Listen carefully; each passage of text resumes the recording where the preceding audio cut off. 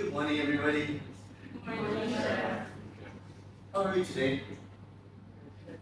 Great. Today, we're going to start to talk about food presentation. Because food presentation is one of the most prominent, or we can say, paramount in as a chef or cookies. Because you see, people nowadays eat with their eyes first rather than their palate. And what we call our modern civilization, we often not just take photograph of the food, but we often post and save them first, and actually without saving them first, we post it and do some caption, and by the time you finish doing all that in the social media, you forget to post. We have that scenario in restaurant nowadays, whereby people does that, enjoying the view of the food, but then you forgot to eat on time. And you're supposed to eat them on time because hot food is supposed to be served. Because you will fail as a diner if you fail to eat your food. Because you spend too much time on your gadgets, which is picture, trying to having that experience into your memory, in the phone, instead of your brain and your heart, and post it in your social media. By the time it happens, you forget to go. So my name is Farooq Benaswan. I'm a chef at Turkey at Phillips University. I've been here for now 16 years. So today, we're going to give you guideline and technique on how to manage your presentation. You can be very diverse.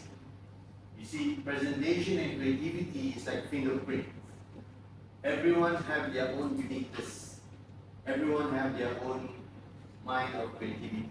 Creativity is very broad. It's like a dream. You can travel endlessly. Right? Anyone dream about me yesterday? No? Sad situation. So, what happened today, we're going to have a little bit of ice breaking. We're going to introduce myself shortly, and then you're going to introduce yourself as well. And then we're going to have to see the definition of the food presentation. And we're going to have a bit of a short break, about 10 minutes, and refresh, and then come back and we'll continue with the rest of the day on how to master the technique and the theoretical values behind presentation. Because food, as long as it's food, must be presented. Despite whether it's fried chicken, despite whether it's curry, despite whether it's rendang. It must have a lot of components such as garnish, side dish, the vessel that you use to serve, etc. And you go travel around the world, you'll see various amounts of presentation of food. It's not related just to the food, but also to the equipment and utensils and vessels that you use to serve the food in. Some people serve food in a lotus grass, as a lotus leaf. What is it? Oh my God, thank you very much. You're Indonesian, you should not know. The Chinese should know local. Oh my God, come on. Okay, give it another one. What is a pastry stuffed with lotus seed paste? Okay, again Indonesian. Hey, Malaysian Chinese, wake up. So anyways, that's little bit background of myself. I think I never talk about myself much. Did I? Did I? No? My career pathway goes a long way through from a person who actually playing musical instruments. And being as a chef is purely accidental. The first course I ever gone through after my SPM is actually hospitality and hotel management. And I hate it. I almost regret my life taking that course. That was in 1996. You know, I could plan one. Yes. Hopefully your parents were married at that time. But I was toggling between two. I got offered by Matic, Matic, Malaysian, it's like a society or an organization that promotes musical behavior and also musical trade. So they interviewed me and I got accepted. Just to cut the story short, I played trumpets. I was selected as a finalist, while the three finalists was actually on string instrument. One play violin and guitar, and the person plays piano. And people with piano, they never self-learn. Similarly to violinists, they never self-learn. While I'm on a blowing instrument called trumpet, actually self-taught and self-learned. And I just practically with this. So one of the interviewers said to me, if you get accepted, you need to practice and train 16 hours a day, while these people that's already level 12, level 24, whatever they grade in, just need to practice 8 hours a day. That's it. At that time, at like maybe my age, maybe I was only 18, and then 16 hours a day, just play this bloody thing, just blow all day. No. But yeah, okay, I go back with a clear conscience, saying that, okay, that was my last message from the interviewer. So I go back home after 2 weeks. I got accepted. My parents are very happy, of course, because Matic is a big name in the government and also the organization in Malaysia. They promote traditional music and traditional dances and all this stuff in Malaysia. And at the same time, I did apply for one course that is called hospitality, which I have no knowledge of. I know going to hotel is very nice at that time. During the 90s, going to hotel is like going to almost heaven. It's not like today, everyone goes to hotel already, right? Those days, going to hotel is like probably once a year kind of occasion. So, I got accepted that one too. On me, it comes together. So I was mind-boggling around, say, okay, fine, I talked to my parents, and they said, okay, let's take an easy way out, let's join the hospitality and see what happens. So I leave my trumpet, I sold it out after 1 year.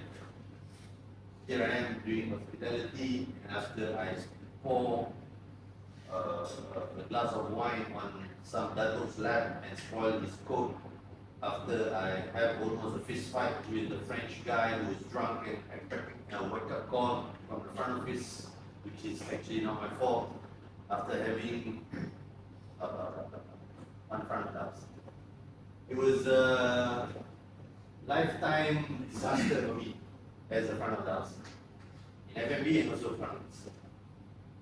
Then one day I walked by through the hotel, the first hotel that I worked, I see this Chinese chef in the banqueting department, whistling and just smiling around and enjoying his day cooking. You know how Chinese chef behaves sometimes. But it's kind of like fun. Okay, and then I go to the HR and say, can I get transfer? It's something whatever in main kitchen, whatever you have. So okay, they transfer me to the Malay kitchen. The first dish I ever cooked alone is nasi lemak. The sous chef taught me, and then I started to cook nasi lemak, and I said, okay, no pressure, I don't have to deal with these people outside. It's just totally ridiculous. There's like 1,001 attitudes outside there. So I'm just minding my own business, starting at 7, 3, 4 o'clock, I go home. My day is gone, I go lepak with my friend until 11 p.m. Sometimes overnight even, and I come back to work at 7 a.m. That was good. So, okay. I think I'm gonna be chef. So I have a good friend. Then asked me and invited me to join the competition. My days in the competition is actually go back to the years that I was in school, because we were in the brass band. We had the competition every year. So I was actually filled with spiritual behavior on competing until today. I don't know, I just enjoy competing with myself and so on. And you can achieve even until the day that I work. when I tried to peel 5 kilo onion, the first day I do that, I spent about 35 minutes. Then I challenged myself alone, me, myself, and I. You can call me half crazy. After 2 weeks, I managed to peel them for 20 minutes. After 1 month, 15 minutes, 5 kilo onion. And my chef was impressed because it worked. The faster I finish things, the more things you're gonna just bump into and just give you more work. So that's how I lived through. So then I did my diploma, I continued my diploma in culinary arts, and then I started working in the Lafitte restaurant in Shangri-La. One of the craziest moments of my life too, because I get actually screwed from the, I cannot go because I'm recording. I got screwed from the chef almost every day. And he found one spoiled had all 6 raw chili mise en place been thrown away. Just like that. And I have to do this, complete back all my mise en place within 1 hour before lunch starts. That can happen in between those days. Then after I've done with the beat, I decided to go travel to Switzerland, and I did my stage, my apprenticeship program in Switzerland. And I lived in Lucerne for 6 months, and St. Gallen for another 6 months. And I came back after failing to get a job there in Switzerland. Then I decided to do banqueting department because I spent a few years of my life doing fine dining from Lafitte and then in Switzerland and all that. So I said, okay, let's do banqueting again. So I entered Palace of River Horses, which is a ghost town now. Those days, Palace of River Horses is like the function place, event place in Kuala Lumpur. Those days where PwC is the only convention hall that was available. And then after that, after 2.5 years working in Palace of River Horses and no bonus, I got fed up. And then I said, called my father and said, look, Dad, I think I better continue my study. One exit door for me to out of this industry. And I think my degree will enhance my career. Then we have a discussion about the financial and everything. Say, okay, I'll pay you back after I come back. So yes, I did pay my parents back after I came back from Switzerland. From London. I did my degree in Thamesville University. Now it's known as University of West London. I spent 3 years in London. Very very nice. I had worked in the 10th restaurant facing palace of the late Princess Diana. The 10th restaurant. When you're in London, you been to London? No? Yeah, you've been in London, Sharita. So when you're at the 10th floor in London, you can almost see all of London. Because London has, Europe mainly has very flat ground. They don't build high-rise buildings like Asia because they like to keep their buildings on heritage value. So most of the buildings are like 3, 4 floors. So being on the 10th floor, you can actually oversee Princess Diana's palace, the kitchen itself. The restaurant is facing London City, and you can literally see almost the whole of London. And it's a very beautiful place, but I came back after London bombing in 2007. It was the first London bombing where they bombed 3 places with a suicide bomber. But I'll tell you that another story because I was actually married when I did my second year degree. Yeah, bro, let's kick it on. Because it's a very difficult decision, but I think that there was no regret. I even graduated with a first class honors. I was the best 3 Malaysian to have achieved such high marks when I did my degree. After I did my degree, I got a contract in High Street, Kensington with the Royal Garden Hotel and the 10th restaurant that I mentioned. After the bombing, and then coincidentally, we found out that my wife was pregnant. Okay, that's usually good Malaysia. So we decided to come back. So after I came back, I struggled a little bit to find jobs. I was working with La Bodega Group. Then I was not very happy. I jumped into a few places, and then until I found a job at the Western Kuala Lumpur, where Chef and I actually have a lot of spark together. I think our aura seems to work one another because not many people can understand my ideology and my concept. those days during interview, I was talking about sous vide, I was talking about like astronomy and all that. 2008, 2007, chef, they see you, apparently they see you talking about this, a young guy coming to you, talking about it, they get scared, you know. They okay, mixing basil and chocolate makes sense because the molecular structure actually match one another. They get scared. Because at the point, so I was not accepted in a lot of hotel at the time.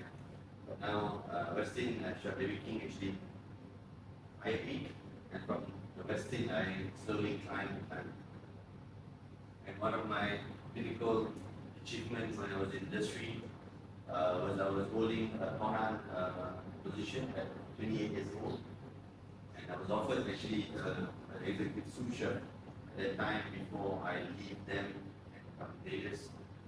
But in 2009, I actually got, inside my portfolio, I said it's time for me to interview and teach others, blah blah blah, and all this drama, really direction I was very tight. Because I was juggling between work, family, and competition.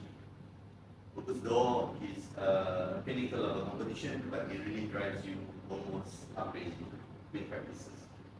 Because you need to achieve a certain standard at a certain innovative level, whereby nobody has done certain things before. Whatever you do in Focus Door competition, do you know Focus Door? Whatever you do in the Focus Door competition must not be seen or done before in the culinary history. So these are one of the concepts of Focus Door, which is very, very tedious. We go through a lot of recipe building and all that stuff. So I got the salmon brioche, the one that you did to the Asia level, and somehow that wins the heart of the jury, and I was awarded a silver medal below Japan. Then the top three from the Asia will actually represent the country to the Lyon. The selection is very, very tight, and we are only given a quota of 3 countries in Asia region to go to France for France.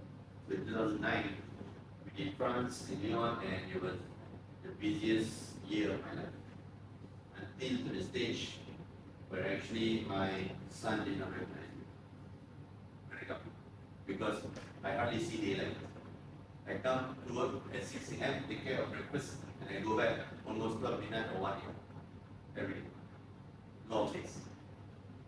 So somehow that drains me out. I need to find another pathway. So apparently, a little here, I was discussing with the people, some few discussions here and there. So they wait for me after 3 months, so here I am at the end of the year where I actually went to the proposal. I joined Vegas in November, after the name, the top 24 chef in the world category. I got number 16. Nothing to be proud of, but I can say I was the first one, and I'm proud of that. Because to be in top 10 for the first time, I didn't think so. At least 16 out of 34 chefs. So I beat 8 more guys than me. So, anyways, it's my short storyline. Apart from that, without fail, apart from Focus Door, not 1 year passed by that I went to the I was this close to become chef of the year in Salute Culinary Champion 2017, where I brought the best in teams. But then, first round. So, enough about me though. Any question about you? I'm thinking better. So, now, let's introduce yourself very quickly. Your name, where you come from. I'm sure you have some Google Map inside. What's your interests? Main interest, yeah? Not cooking interest. Then, what is your favorite food? If you have time, you cook your favorite color. Because your favorite color determines who you are. Imagine that. Let's go, Scott. Oh, no, I'm not supposed to say your name. Scott.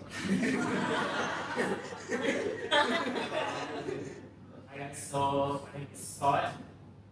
So I'm local. I'm from around here. I live Okay. yeah, Berapa campus? not on campus, but pretty close by. I live about like 20 minutes here, 50 minutes away. Okay, Google Map. You type Google Map around here, you won't find anything. Nine driving. It's actually 40. Alright. My interest. Okay, so why I'm in this course actually is because when I was quite young, Personal interest. yeah, personal interest.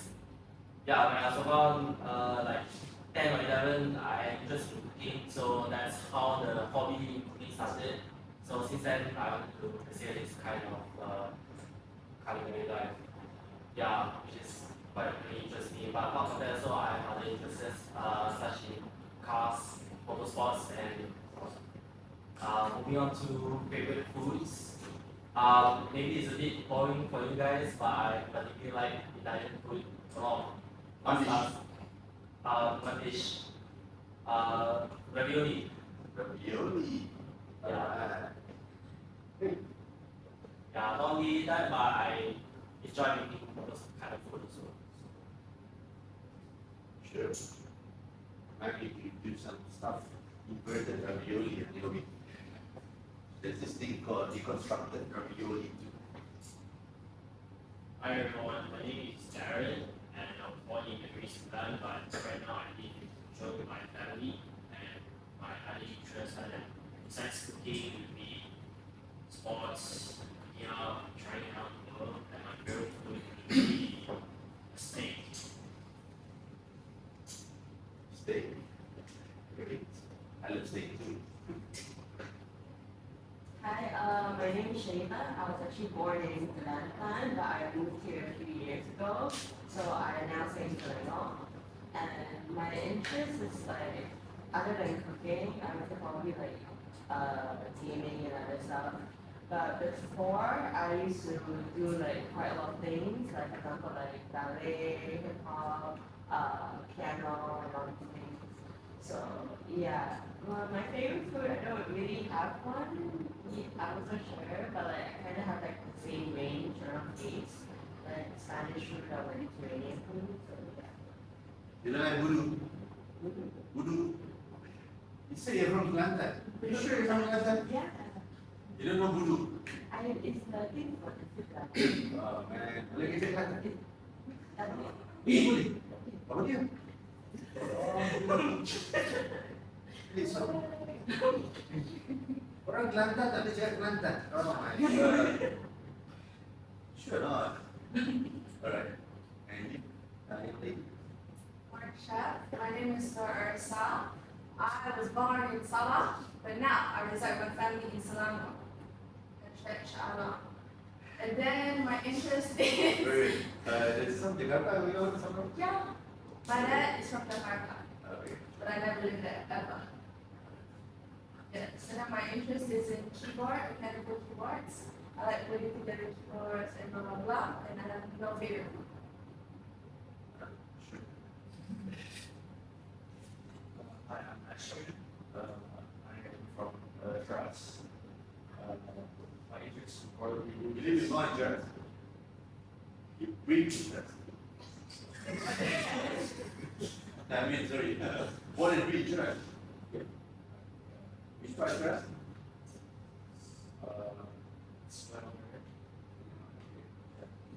My interests are probably different sports. I've done cheerleading. Say again? Yeah, I've done cheerleading. Man, cheerleading, man. I've done cheerleading. Is there a session? Yeah, in high school. No cheerleading. I mean, I never guys in the talk with the period. It wasn't just a male guys, it was just all guys, yeah, both. Like an anchor man.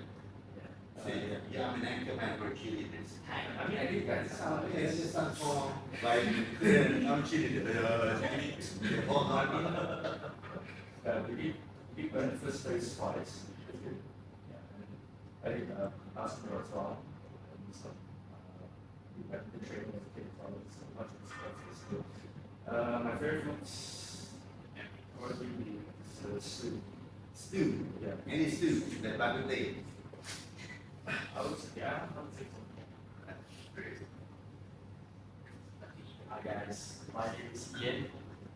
I am a small kid. I was born here. I've lived here my entire life. I love this place. My interests outside of cooking would be sports, cars, everything a guy would like.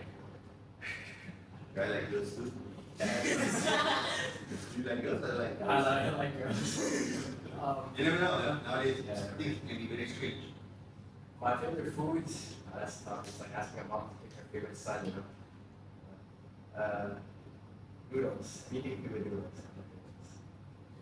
Yeah. Hi, my name is Ken. I was born in Shiraz, but now I live in Singapore.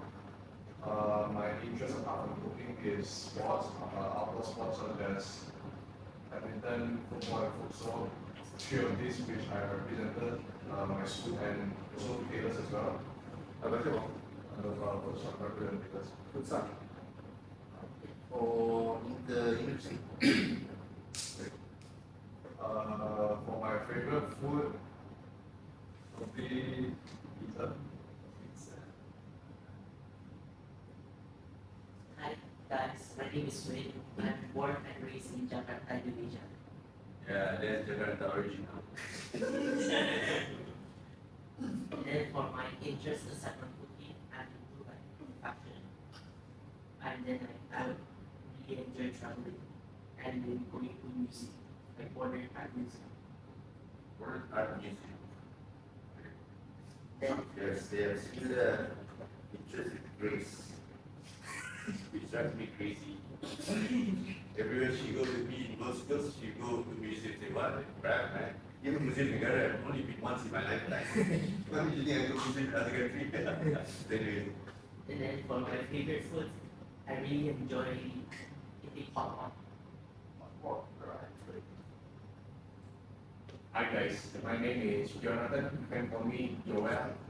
I'm from Bandung, West Java. My interest is listening to music, playing instrument, and something relatable to sound. And also my favorite food is dumplings, either Korean or Chinese dumplings. say something related to sound.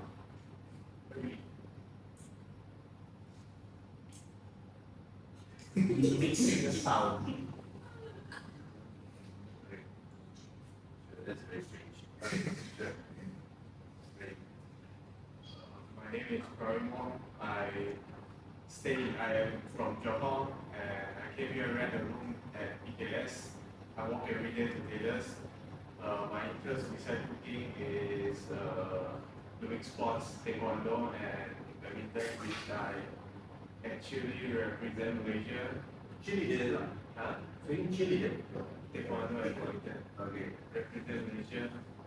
And my another interest is I love to visit Chinese and Indian temple.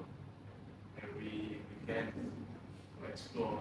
There are a lot of things to explore in the temple. My favorite food is just simple white rice, soy sauce and eggs. And you combine with that because it is very simple. So you grew up with, you grew up with that too.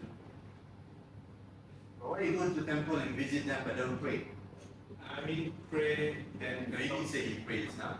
You said he'll see many things like what? People go to church and find girlfriends, you know that? Hey, ask Christians. No, the Christian boys go to church and find girlfriends. I have evidence. Students. You pray God. I pray. Right, where do you go to the temple? Yeah, So what do you do when you go to the Indian temple? I also pray. I It's only temples, no church, synagogue, mosque. You're racist. I'm half Chinese and Indian, So, so I go to yeah, but Indian temple and Chinese temple is different religion. It's Hindu and Buddhist. Anyway, Buddhist also they came from India, which one Indians came from. Betul tak? When you came from India, betul ke? Is there any to disagree with you? That's okay, no worries. I'll just teasing you. But yeah, I go to mosques sometimes. I hear a lot of business study to be. I mean, all mosques and churches are welcome for tourists and also people who want to visit. So because you see the multi-faith is very interesting. I learned food and gastronomy when I was in London. I did my degree and one subject called food gastronomy. And one of the small topic that we learned in a class in food gastronomy is food and religion. Because human beings eat based what they believe on. If you're a Muslim, you will believe in halal law. If you're a Jewish, you will learn and also obliged to kashrut law, which is kosher food. They call it kashrut law. If you're Christians, then food law is there's guideline, but there's no law. In Buddhism, Yeah, okay. correct, both overall. Overall, There's guideline, but also no law. So the only Hinduism, same thing. There's guideline, but there's no law. They will not tell you, guideline means they won't tell you yes or no directly, but it will be stated recommended, best to avoid. That kind of wording you'll find on all these faith or book or faith in this religion. They will not say no, Hindu cannot eat beef. They'll say if you're praying, you stay away. That kind of thing. So, unlike kashrut and halal, it is a properly structured law, written and not been renewed or advised into many ways. It is actually something that is carved on a stone. You cannot change it. Pork will forever be haram and it can never be halal no matter how you cleanse it. No matter how clean you can clean it, it's still haram. But anyways, there's scientific evidence with that. But pork is nice, right? Chinese can never leave pork away. Yes or no, Darren? Means is 50-50. I met a couple of vegetarian Chinese, even parents for students, who only eat fish, they eat pizza. Anyways. Nice to know you. Do you know my interest? What's your interest? Running. Yeah, if you follow my IG, you see me running here and there, also running. That's my recent interest. I only started running 4 years ago. For that, even ask me to go to the park, it's like the worst day of my life. But I don't know, people change, things good. For that, I was only interested in around. So, thank you very much, and nice to meet you. I'm from Kuala Lumpur, born and bred, rare Kuala Lumpur town guy. I'm not a kampung person. I live my life in Kampung Baru, although I live in Kampung Baru, it's in the center of Kuala Lumpur. Now I live in Troas, I live up there, so I decided in Alam Damai. You know Alam Damai? Sometimes drop by and give me a coffee, what? But Alam Damai, very close to Smelot. Smelot is further away. And my favorite food, steak and mash, steak and fries. Or, in summary, if I can't afford to buy a steak, I'll buy a burger. So, food presentation is, I say, the fourth phase of the chef. Your skills as a chef depends on how you present. Tell me, although the food will be brought to you by the waiter, the moment the guests see the plate, it will picture you as a chef. And then when you come out to see the guests, and the guests will, chef, such a beautiful food, chef. You don't say handsome, man, pretty, look, beautiful. The praise your creation. Because the presentation is your creation. And this module will make you be able to understand the technique how to present instead of just putting in whatever. Because you should have a law. You should know what is the do's and don'ts to present. At the moment, I think some of you are doing it blind. Then listen. You just think that it's creative, but actually, when you present it to others, it's not great. One of the things about chef is that they fail before they cook for themselves. You think it's pretty, but your guest doesn't think it's. You think it's nice, but your guest thinks it's not nice. So this is a very egoistic, challenging mindfulness that we chefs have to develop. One day, I was presenting food to restaurants most of the days sometimes, and they said, it's plain.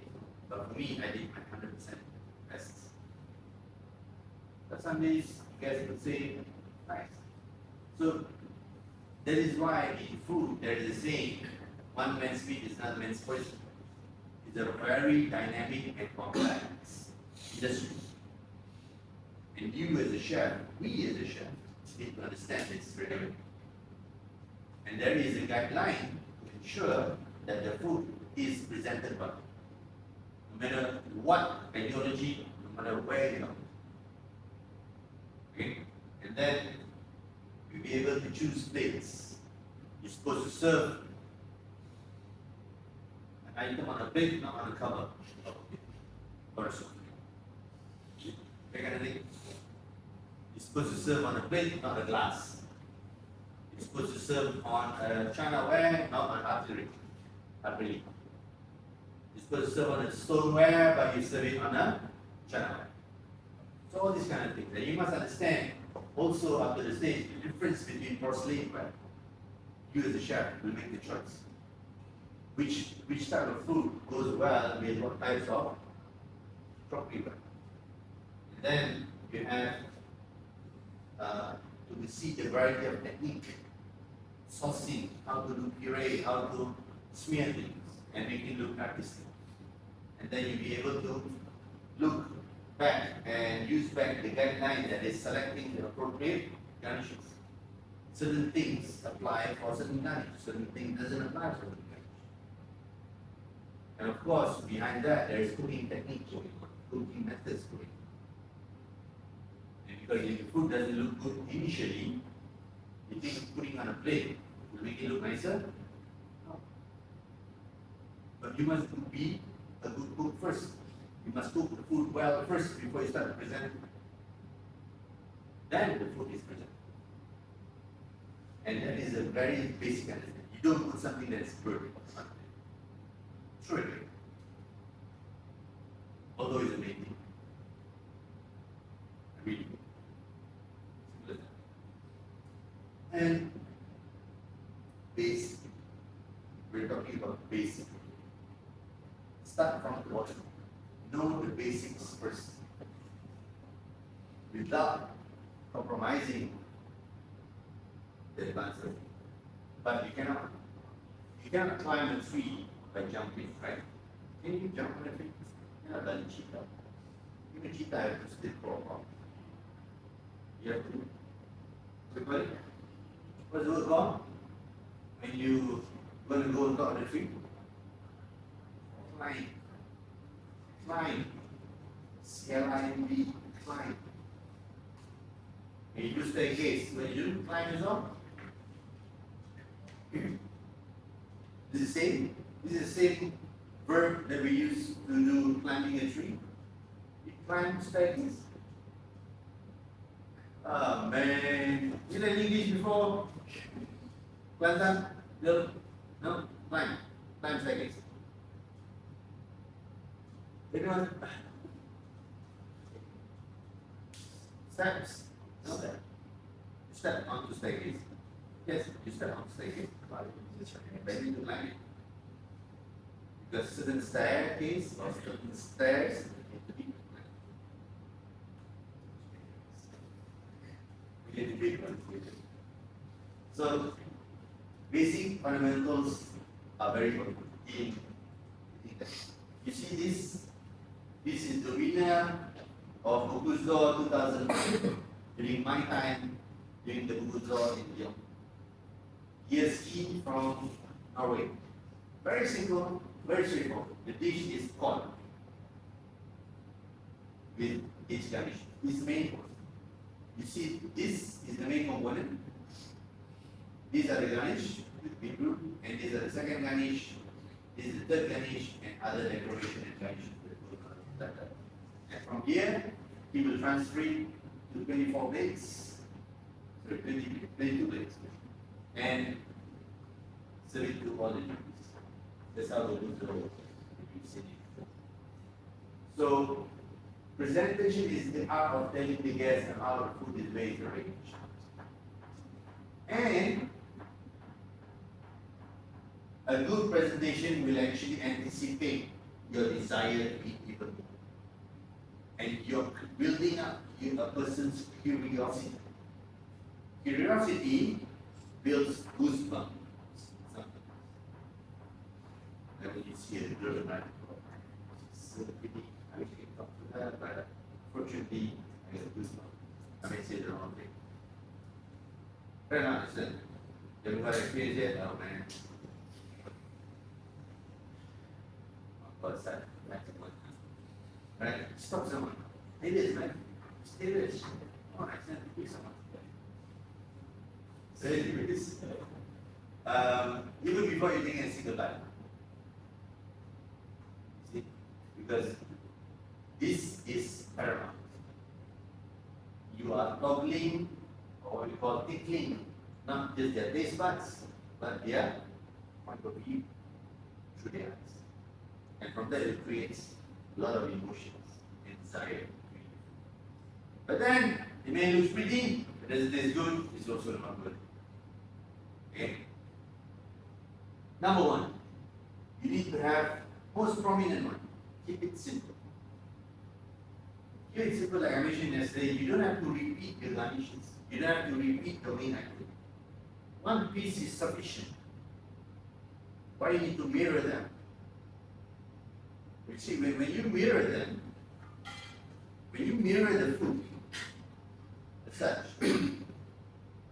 a diner, psychologically and sociologically, will actually combine the main item and the garnishes because they want to eat it. They don't want to travel their fork and knife from here to here. If you're a diner and you don't realize it, probably you do the same.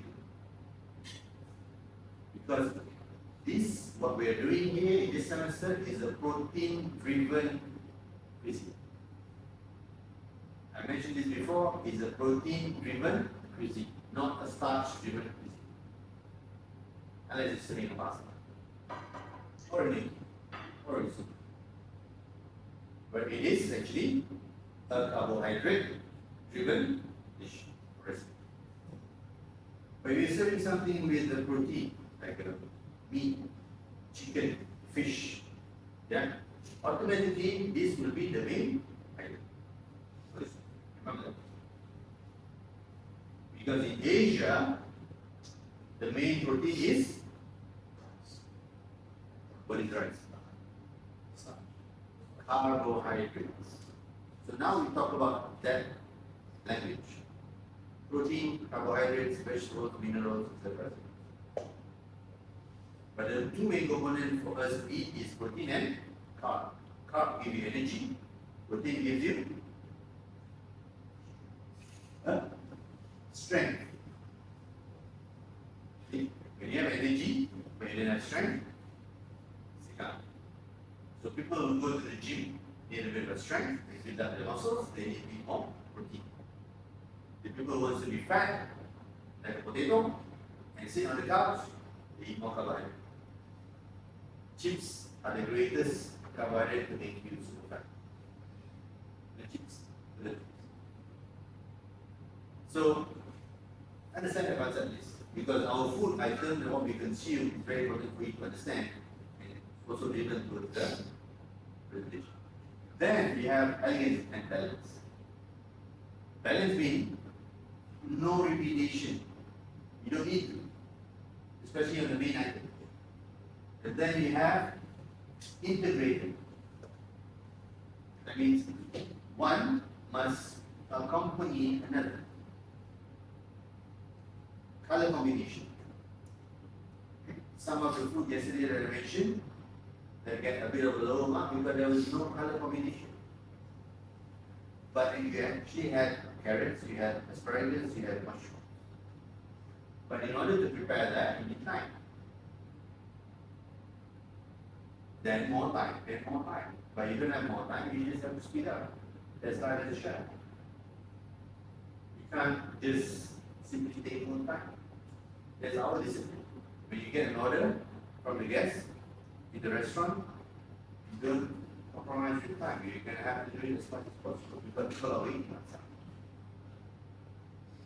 And later on, in this module, we will talk about, this semester we will talk about how waiting time will kill the restaurant. That is why one of the most successful restaurants in Malaysia is Mama. Why? Consistency of that. You go to any Mama from Penang to Sabah, however in Terengganu some places no Mama. Kelantan I think yes, but not much. Have you been to Terengganu? You'd be surprised that Terengganu no Mama. They just enjoy their own local.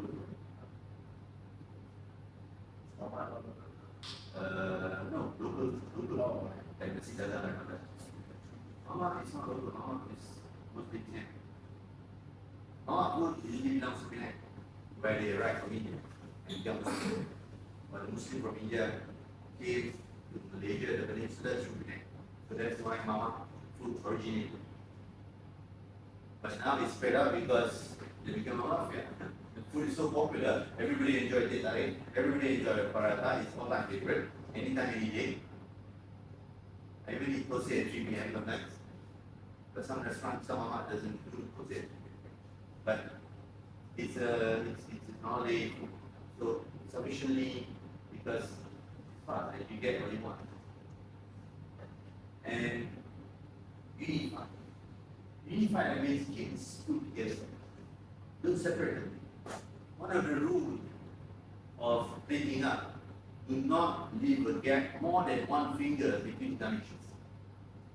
That means if you were to have a garnish here,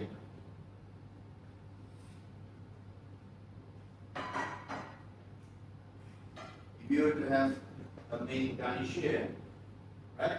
Don't put somewhere apart here from the next one because it's like 3 fingers already.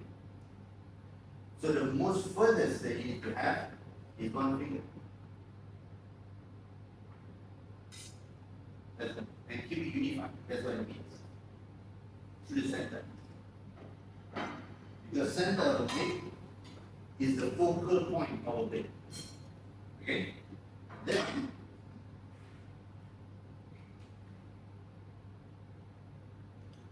organic or even synergistic. Synergistic is much more difficult to understand.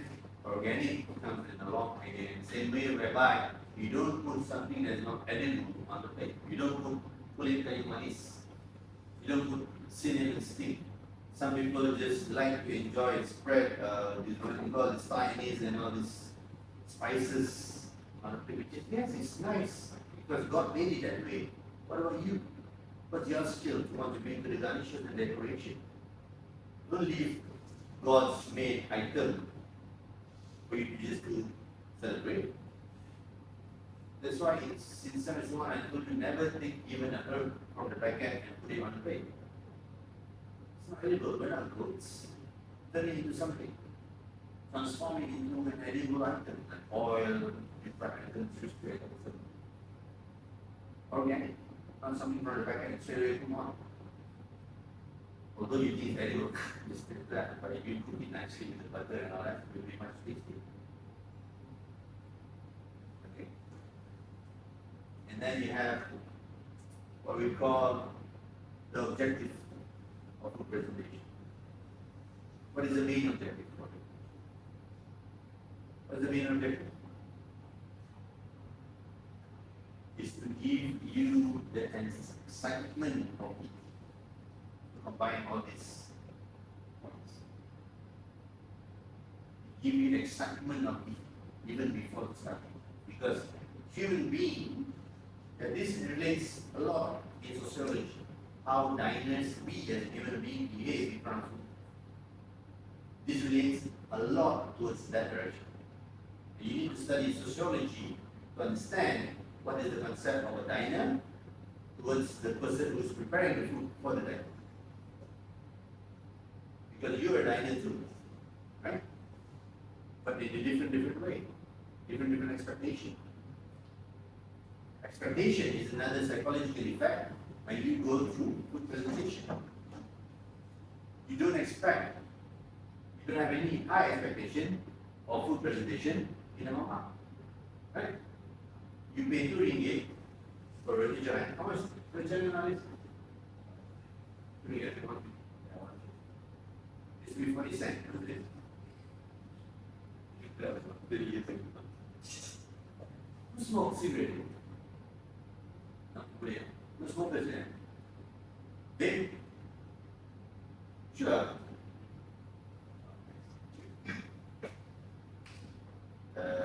I was smoker for 50 years. And I quit. Nice. So I was just about to give an advice for a smoker. But there's no smoking group. Anyway, but that doesn't mean that you won't die first. So anyways, what's saying, sir? About psychological effect of food interpretation and expectation. Because expectation is what drives you enthusiasm. When you go to a place where you know you're gonna pay 35 ringgit for a bloody char kway teow, for a char kway teow, you will expect something else, right? But you have to remember, the 35 ringgit char kway teow is not just the food itself. It's the service, the ambience, the tangible, the intangible surroundings that you are experiencing. You have to understand that. What can you do much on char kway teow? You cannot just serve it from the air. Char kway teow, you just put it in a sort of a bowl, probably it's going to be presented in much more exclusive or expensive vessel. Instead of using plates, they use something else. So it's a bit more different from the char kway teow that you see down the streets. Where you see smudges and spillage everywhere on the plate. But if you go to Jalan Alor and have your char kway teow, it's as if that the char kway teow presented for dogs on the streets. But that's normal. People enjoy that. Because it's hawker food. Hawker street. So, the elements on the plate, there are three components. You must understand. Number one, side dish. Sorry, number one is the main item, which is the protein driven thing. And then you have the side dish. And then you have the sauce and garnishes. Slash decoration or decorative elements. Dessert, very important to have decorative elements. Because there's so many things from sugar, flour, and chocolate that you can make a decorative elements. Decorative elements, why are they more paramount on dessert? Because in desserts, or plating of desserts, are much more built up in artistic value compared with savory or gourmet. This is why you learn all these small things, desserts, or pastry class. Compared with gourmet or gourmet. And these three must have. Let's say we are serving mushroom soup. What is the main item for mushroom soup? The soup itself. Side garnish. What is side garnish? Bread. Any other garnish? What is bread? Cream or like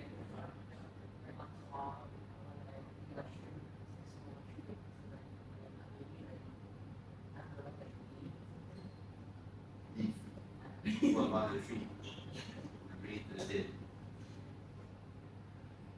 So let's say we have fish and chip. Sure. What are the main items with fish and chip? Fish itself, Okay.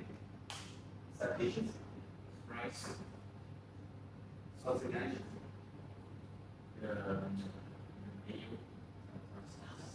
mayo, Anything else? Mushy peas. Mushy peas.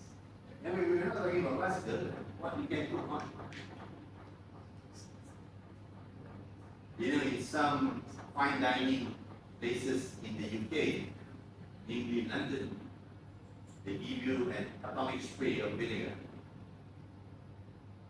Fish and chips is always served with vinegar in the UK. Traditionally. In some high-end restaurants, they serve fish and chip, they give you an atomic spray. Spray of vinegar on the chips and on your fish. They don't give you lemon, they give you vinegar instead. So sirloin steak, yeah. Steak would be the main item.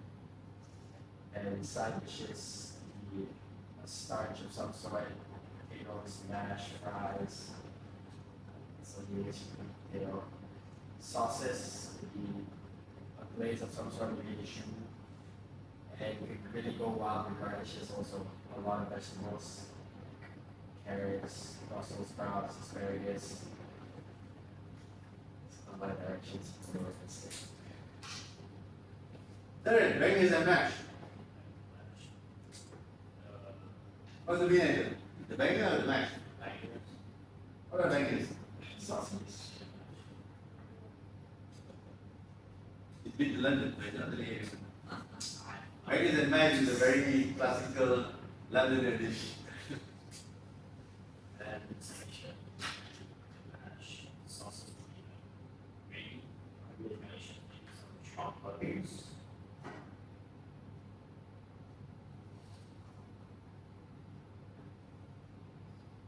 Okay, very last. Yeah, what are the main items for curry laksa? Broth. You said the broth doesn't do. You must understand, we're moving towards a different cuisine. Certain cuisine have a different expectation. You're gonna serve the broth without the noodle, you're gonna serve the noodle without the broth. For dishes like curry laksa. Okay, now? Side dish. This can go a long way.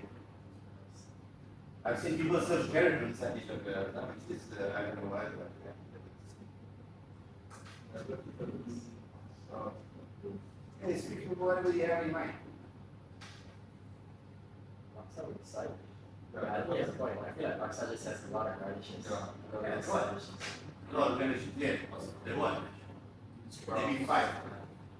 Sprouts, crispy shells. What's the line called? Maybe. Yeah. Boiled eggs. Boy, yeah, boy.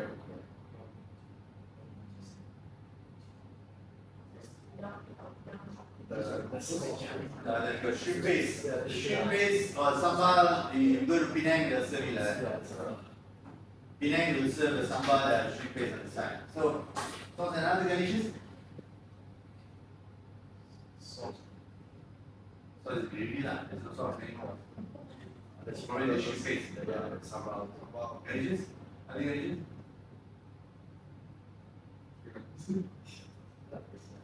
Starts with an N. Let's talk more on the dynamic side.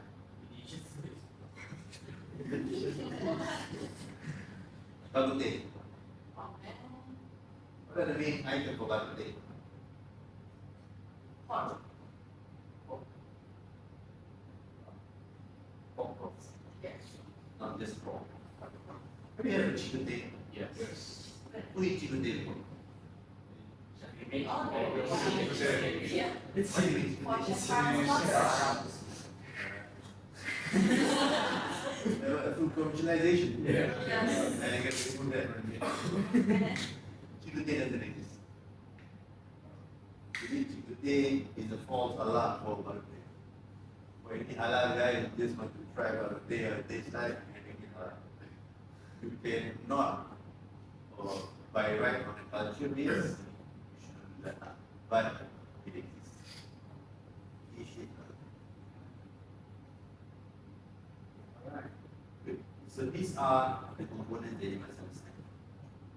Then you go to traditional components, such as Now wait, this was salad. What do you mean? This was This was salad. This is a must have. Just now we talk about something that you can drive into many ways. Or traditionally they serve it with mash and there's a varieties of garnishes. So certain things, for example satay. What must? Satay, you must have Indonesia kicap, in Malaysia you must have peanut sauce. You must have the cucumber and sometimes the raw shallots and sometimes the ketupat or the nasi biscuit. But you must have the satay stick together with the satay and also the peanut sauce. So this was that. tuna And protein. What? What is the protein? What? Correct. So,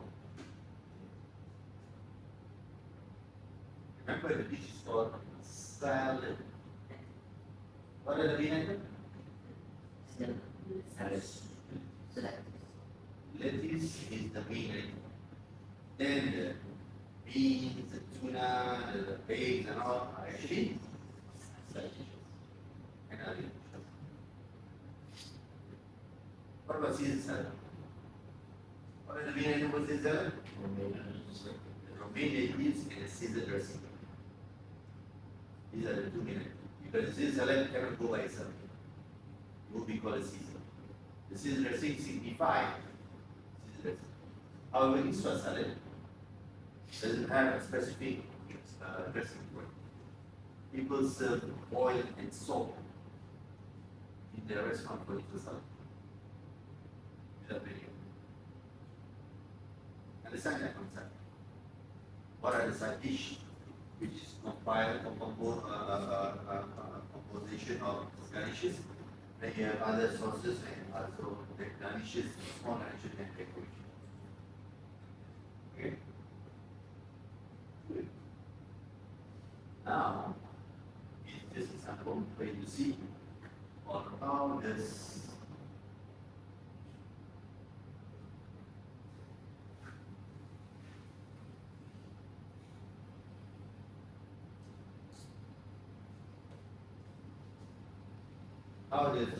simplified and unified plating looks like based on what we discussed just now. And you can see nicely the platings that are done are actually sometimes separated because of the way of the design of the China web. But it is always unified. You can see always there's a garnish on top of the main end. Like what you did yesterday with some of you did with scallop. You must have a garnish to accompany to highlight the main line. You cannot just put the main protein on the plate directly. So it will assume that it's not. You must have that, and you see mostly you see colorfulness on the plates. At least 5 colors. Stay there and listen to the concept. Whenever you do plating, find 5 colors. You will be good. 5 colors. Because why? Not me, but the medical advisor says so. The nutritionist says so. In one day, human beings need to have 5 colors on their food. These are personal guidelines for most chefs. And it gives you nutritional values. Because these 5 colors represent nutritional values. And gives you automatically, without noticing, harmony on the plate. You don't see 2, 3 colors here. You see more than 5 here. And it's up to you how you want to identify these 5 colors through the statistic of the. And you see these are round plates, some are rectangle plates, and see how they acknowledge one another. And it's very important to have that because automatically you will see harmony on it. Harmony is very important. Because dishes need to be harmony. Because it represents our healthy lifestyle. People want to eat healthy food. And why I recommend 5 colors, when I repeat myself, these 5 colors represent different nutrition that you need in your body. Green, red, white, orange. Oh.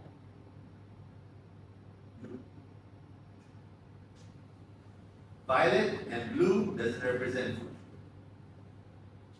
Violet and blue psychologically is a color that detests on human brain. But in the current state of humanity, people enjoy these colors, especially on cakes and desserts. I detest them and I totally against them. It's not just as a chef, also in my household. No Skittles in my house. Skittles are full with I've learned enough through my lifetime. All these colorings gives you thyroid problems. Who are bringing their thyroid? You never had thyroid problems. I mean, you're doing coloring. One of my family members, which is minor, she only drinks syrup. She never drinks plain water. She cannot drink plain water. Syrup is plain water. But you cannot give tea every time to kids. 5-year-old, 6-year-old. And constantly she's drinking syrup. And one day, a small kid like that is at least 1 liter of water. And she kept on drinking syrup. After 6 months, she had thyroid to drink. And we talked to the medical consultant, said, this is what coloring does to your throat, and not to your thyroid. Right? So,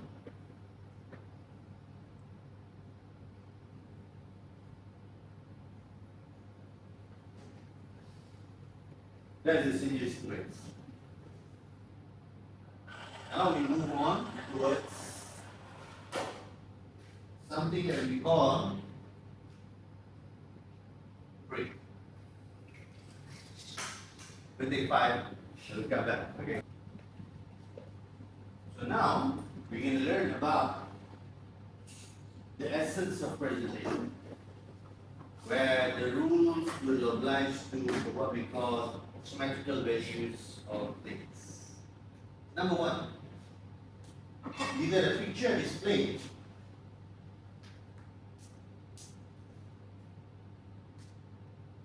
as a clock.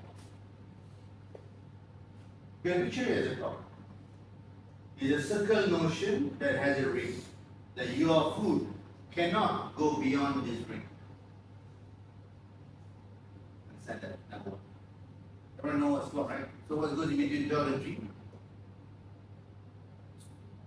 What's the end? 1 and 2. What goes between 3 and 6? What goes between 7? What goes between 11 and 1?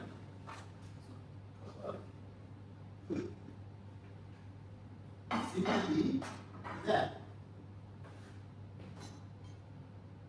Yes, 12, 3, 6. Yeah. Because you don't serve your rectangle plate over here. Imagine this is the guest. You don't serve it like that unless you're going to be unusual. It's going to be very uncomfortable for a guest.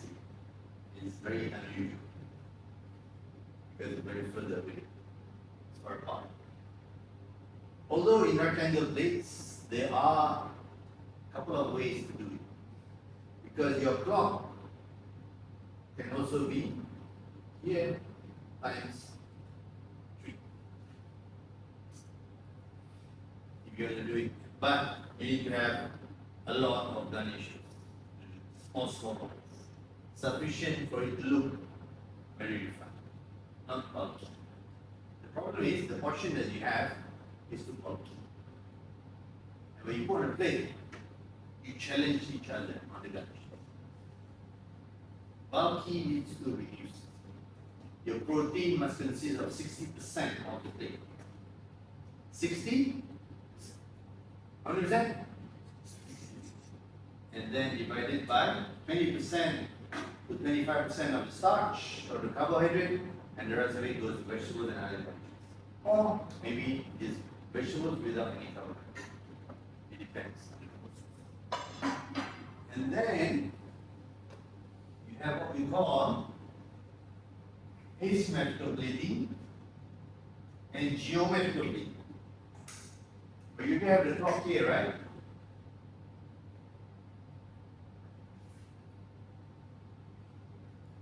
You know this is pure symmetrical. That means every angle goes on the same way. So geometrical plating is focusing in the center part of the plate, whereby this would be the focal point and the main point of the main item.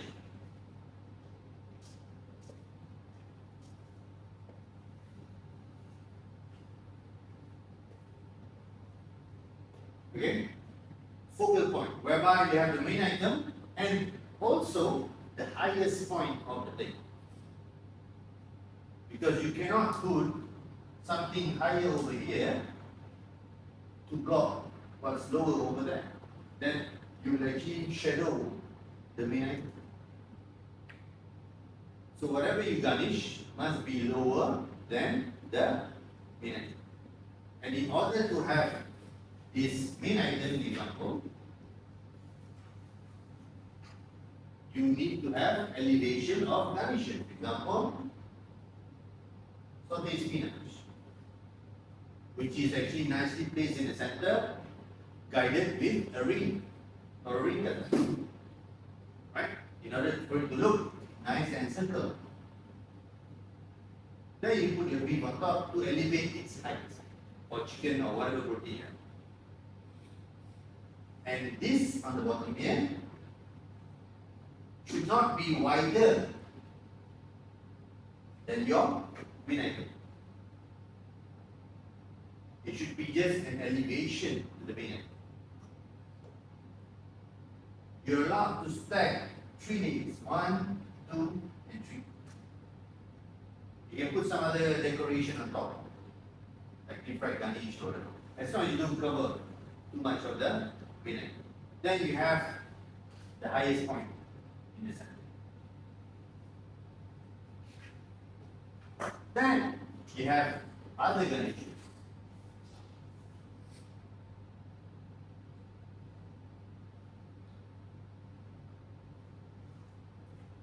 Circling around.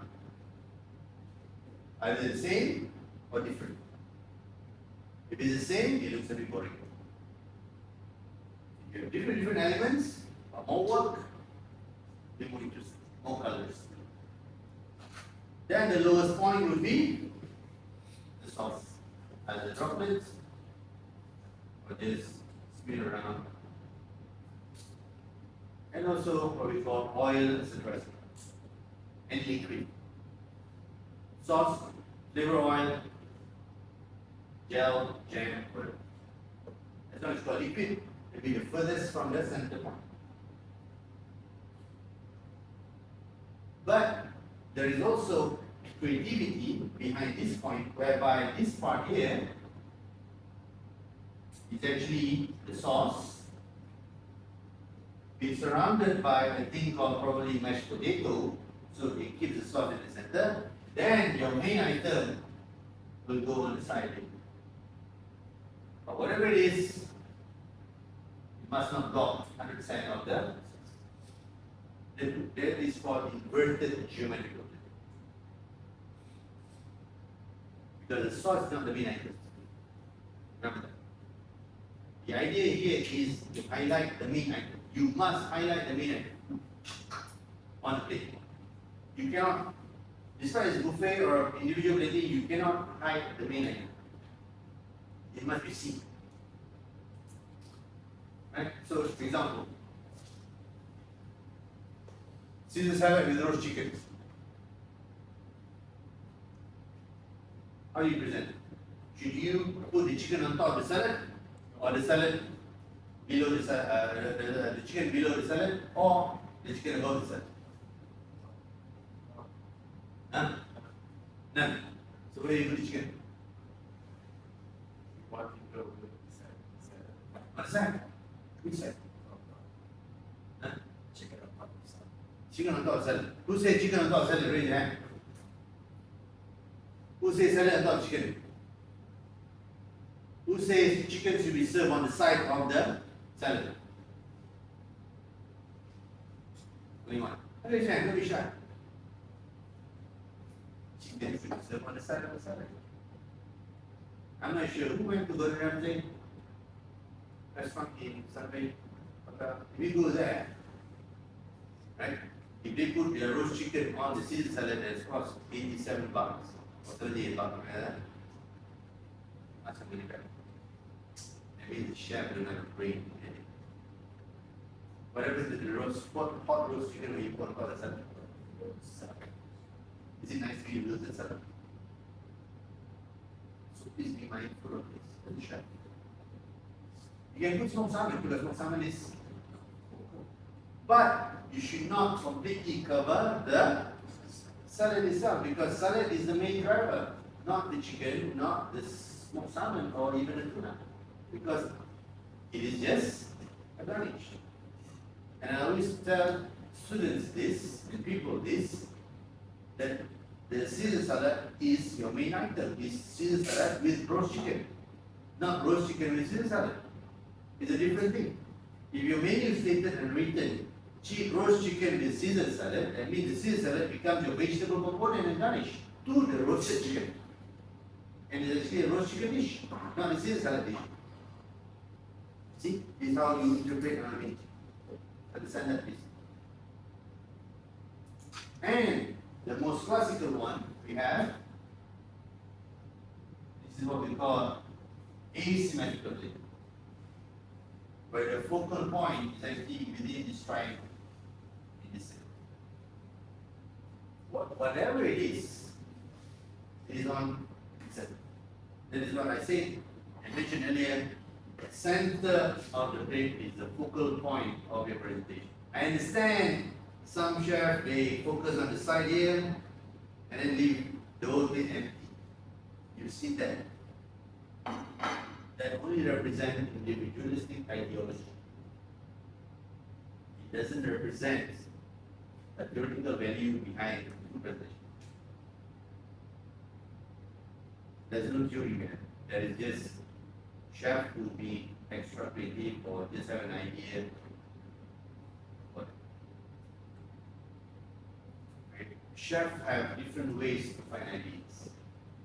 Some of them will have a cigarette, some of them find ideas while they're in the toilet, some have ideas by sitting in front of mountains for a couple of hours, some just overlook into a certain view for a couple of hours and find ideas. Ideas generated when your mind are calm. Understand that? This is psychological effect of creativity. In order to be creative, you need to have an idea. Idea will spark your mind when it is on calm or emptiness. You cannot find ideas when you're thinking or you're missing your girlfriend or boyfriend. Because the focus is different. The focus is here first. Fulfill my desire, then I fulfill my creativity. I'm telling you, this is not nonsense, it's not good. And also from my personal practice. That is why sometimes when you see the toilet, on the toilet bowl, you find lots of ideas. Ideas come out sometimes. Because you're very calm. You get the shit out. Because the shit troubles your stomach. True. You find that a week, then you can't go to the toilet and see what happened to your body. You end up in the hospital. There's something wrong inside there. She can't be. The system will break down. But when he does that, when your body has that emotion, notion, past that notion, you feel relieved. It's not a joke. We find it a bit ridiculous, but that's what happened to us as human beings. And this is how we chefs find ideas and reach into creativity. And like I mentioned earlier at the beginning of the session, idea and creativity is like fingerprints. It's different from another. That is why combined you could have something more different or create objects. When you combine the two thumbprints, Either you create conflicts or you become something very unique. That's what happens to AI. AI, when two thumbprints goes in and become unique. Conflict happens. To resolve this conflict is agreements. That's what I mentioned earlier. You learn through the semester, agree to disagree. That's it. Okay? Especially when the concept and ideology comes to question. There's a lot of that happen in the industry. You don't agree with your chef, somehow you just have to follow the instruction. But over here, in this semester, you have me. Although you have a CDC in charge of every week, but you also have me as the super superior. A day we will come to me, Chef Arisa asked me to apply for finance of day, and she insisted. What? Not Arisa, come, back to Arisa, and she knows. So I give Arisa a piece of mind. And she will go back to Vin and say, sorry Vin, my bad. It's going to be very smaller.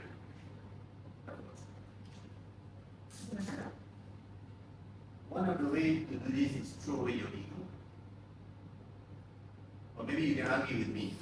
But chef, the chef, my chef does that. They are with you. You're in ADC, right? You're in this restaurant. Understand? So please, because what I'm guiding you will the same thing that you're going to practice in good fun. If you don't really have to see this. How we sous vide, sear and pass our beef or meat item, fish, the same thing they do in others. Because I learned from them too. I learned from all the restaurants that I worked in. This idea doesn't come from fall from the sky. We practice it, improve it. So asymmetrical, who here can give me a basic fundamentals asymmetrical thing? Example of a dish. They define it classically as you.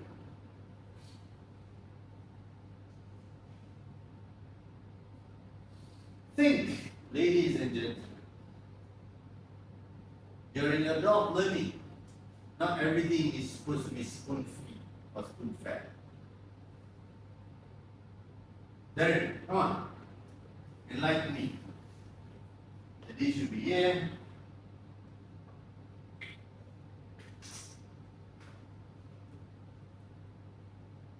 And then probably over here will be the highest point, and this will be the highest.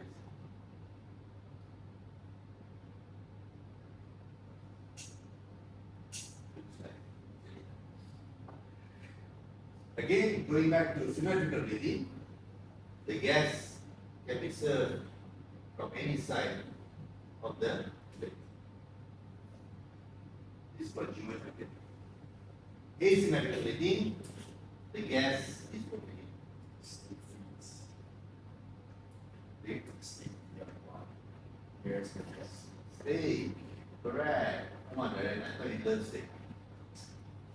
You didn't eat enough steak. What is this? Fruits, fries, mashed potato, Fries, mashed potatoes, etc., commonly French fries. What's that here? vegetables. And these are the most common plating up presentation in all of it. And their sauce. Can we find any? Mostly find it.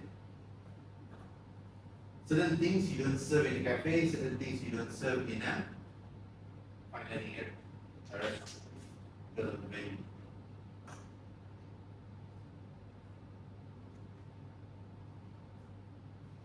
So stop. Name me one dish that's served in a fine dining restaurant but doesn't serve in an all-day dining restaurant or a cafe. One dish.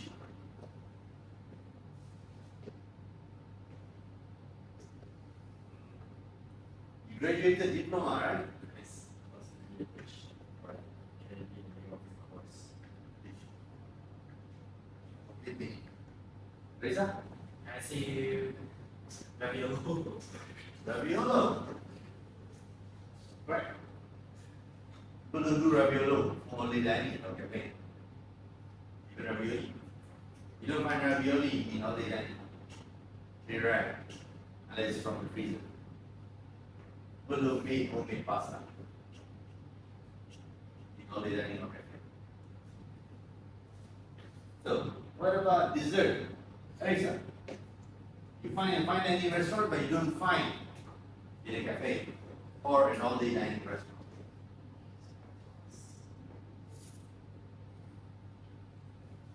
Seriously.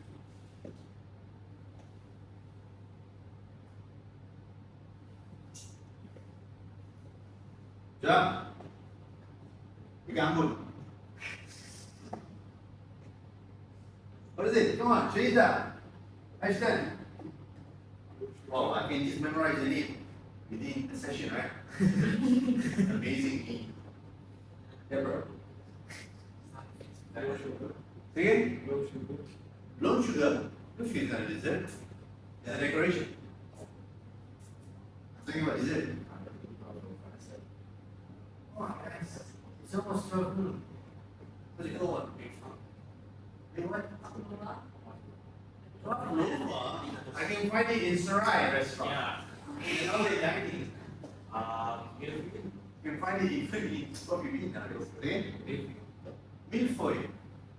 Pronounce it properly, please. Milfoy. Milfoy. Milfoy.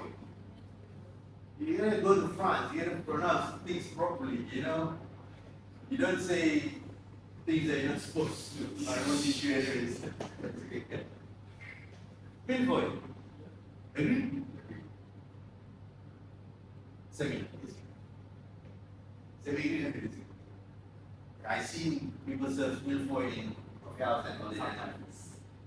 Because it's supplied by the fishing. Yes, Baka. Baka is considered high-end cafe. But it's still a cafe. Baka is like, it's not like atas, it's not like a cafe. Big Alaska? You go to London to see any streets. Alaska. Come on! Man, I'm at a loss. Entremet! Petit gâteau. Desserts. You don't find it in cafe and restaurant. You don't find it.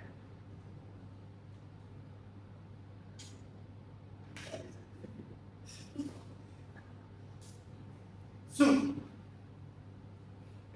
What you find in fine dining, but you don't find in normal restaurant. There's two soup. There's not much soup in Google, but there's only two types that you can only see and find in fine dining, but not in an ordinary restaurant. So many. Hello?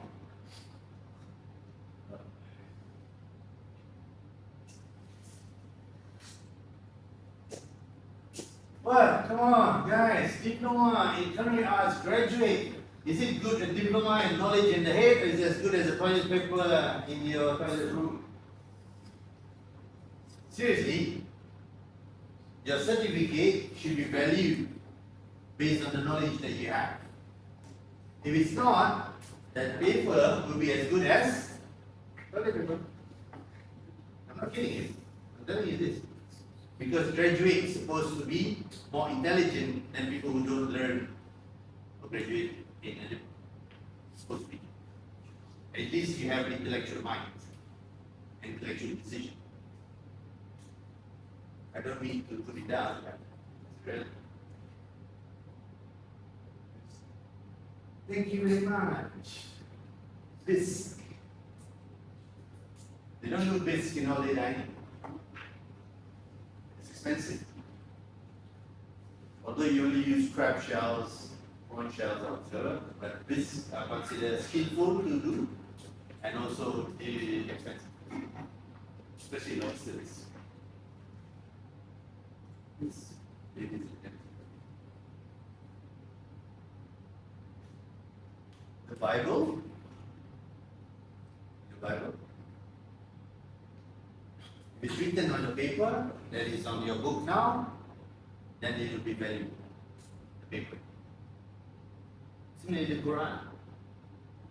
It's holy. Then the book of Quran becomes holy because the paper that's in the Quran was written by Quranic ways and probably by biblical verses. But without it, it's just another paper you can throw on the street. Similarly to your diploma in cultural arts. Understand that? Apart from the engravement of Baccarat, French, blah blah blah, whatever, you have your diploma, right? You have two certificate, right?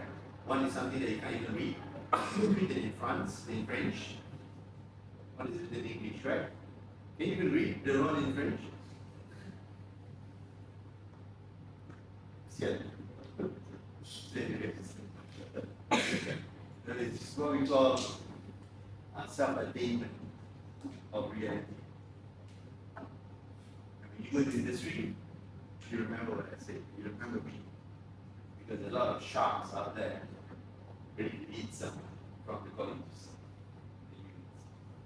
So anyways, although you can have a bit of a fine dining touch over here by using rectangle plates. So you can serve your asymmetrical in such a way, or you can combine the geometrical with the asymmetrical at the same time.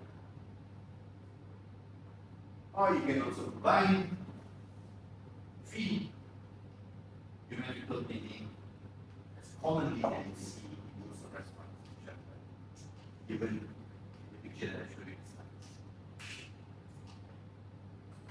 Okay? Geometrical plating, asymmetrical. So from now on, go towards this direction. Because this is the guideline. The guideline for you to have a success in your food presentation. And it will look nice. Apart from the 5 colors.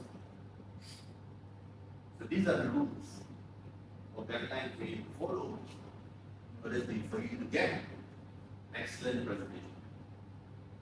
To get an impressive presentation. To get the ultimate out of the moon kind of presentation. To get towards, the more you practice, the more you will understand your creative mind works, and the more you will go beyond innovation. And you're going to do something that has never been done before. You are creating something that has never been created before. You are innovating. You are innovators in the future. That is why, semester 1 I always told you, learn by copying first. Right? Learn by copying first. Then from there you start. Copying is already high enough. Look at the program. Start to copy Mazda, start to copy prototype of so many other cars, at the end of the day, now they copy Polo. But anyways, it's copy. You think you can copy a recipe and make it happen and make it carry the best in the world? Maybe not. I can give you 10 recipes in one class, but 10 will come up a different way, a different taste. And it will never be the same. Simple example of the thumbprint that I told you. The thumbprint here. Look at yesterday. Almost 98% non-similarity, although you have the same ingredients. If you look at it yesterday. You have the same ingredients, but you actually produce 20 types of presentation with different ideology and concept. But with this guideline, you'll be much more unified. And your presentation will more or less look in the same or similar direction. So you are in the same mindset. That's very important. Okay? That's it. Because classes make you think a little. just get smoothly and be happy with what you have.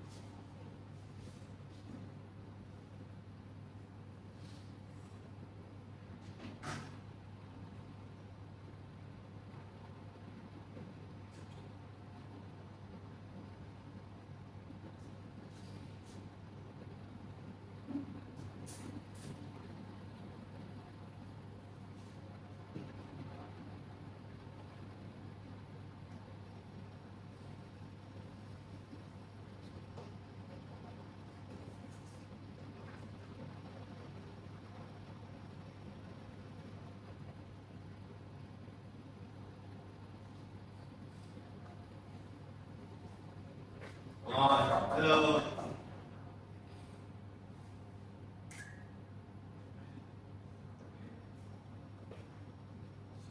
alright, okay, bro. Not 17.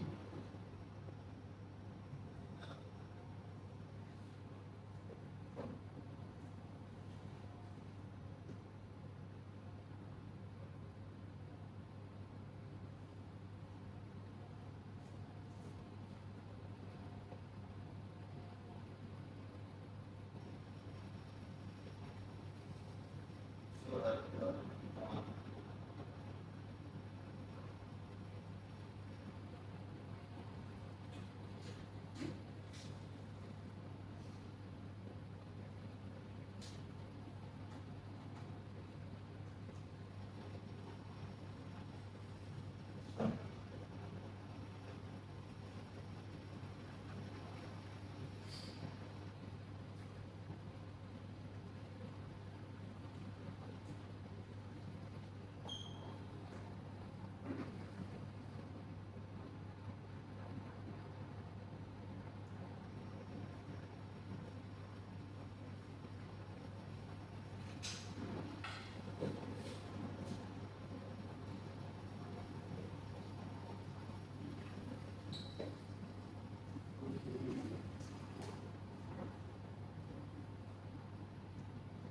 all right.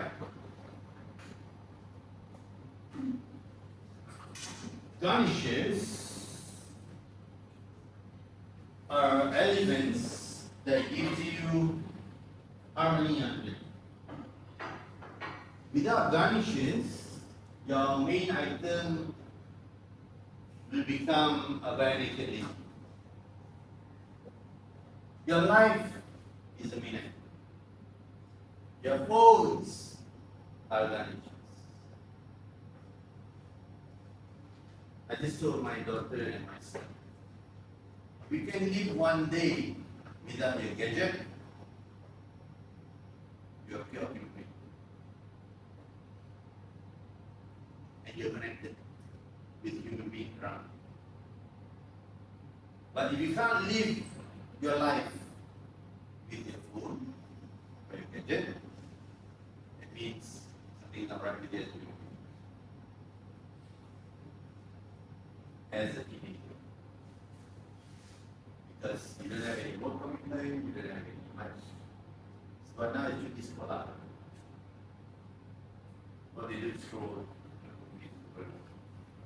And then your holiday, what are the moments you have? What my parents contact you? If they contact you. If they don't contact you within a month, that means check the love note a bit. Garnish. Understand the concept? I'm just trying to make you visualize what our garnish is. Garnishes are components that accompany the main item. Main item is nice though. If you go to steakhouse, you have to order steak and you have to order the garnish on the side and separate. That's considered high-end steakhouse. You have to pay separately. You want broccoli, you pay this price. You pay asparagus, this price. Mashed potato, this price. Mashed sweet potato, this size. This price. Roasted potato, this price. So you can do whatever you want. It's an a la carte. And as I mentioned to you, with the garnish and the main item, 5 colors. If you're in competition, make sure the garnish is 5 colors. Without the main item. And this is very important because choosing the right garnish for the right main item is important to the dining experience, eating sensational experience. That is where I like the gastronomy comes in, where you see the pairing of food up to the stage where people prepare wine, food and wine. And non-functional and functional garnish. Wait. What's the difference between non-functional garnish and functional garnish? Functional garnish is the one that can elevate the dishes.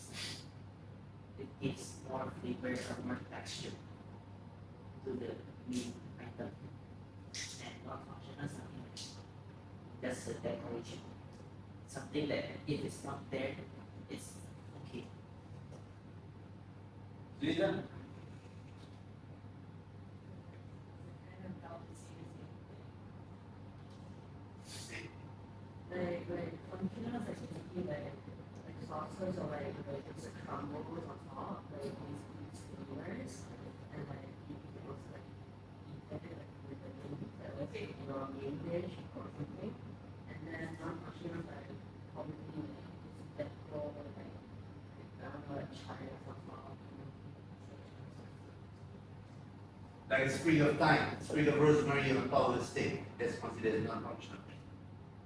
That doesn't give you or effect anything, like what we said. You have it, you don't have it, doesn't make any difference.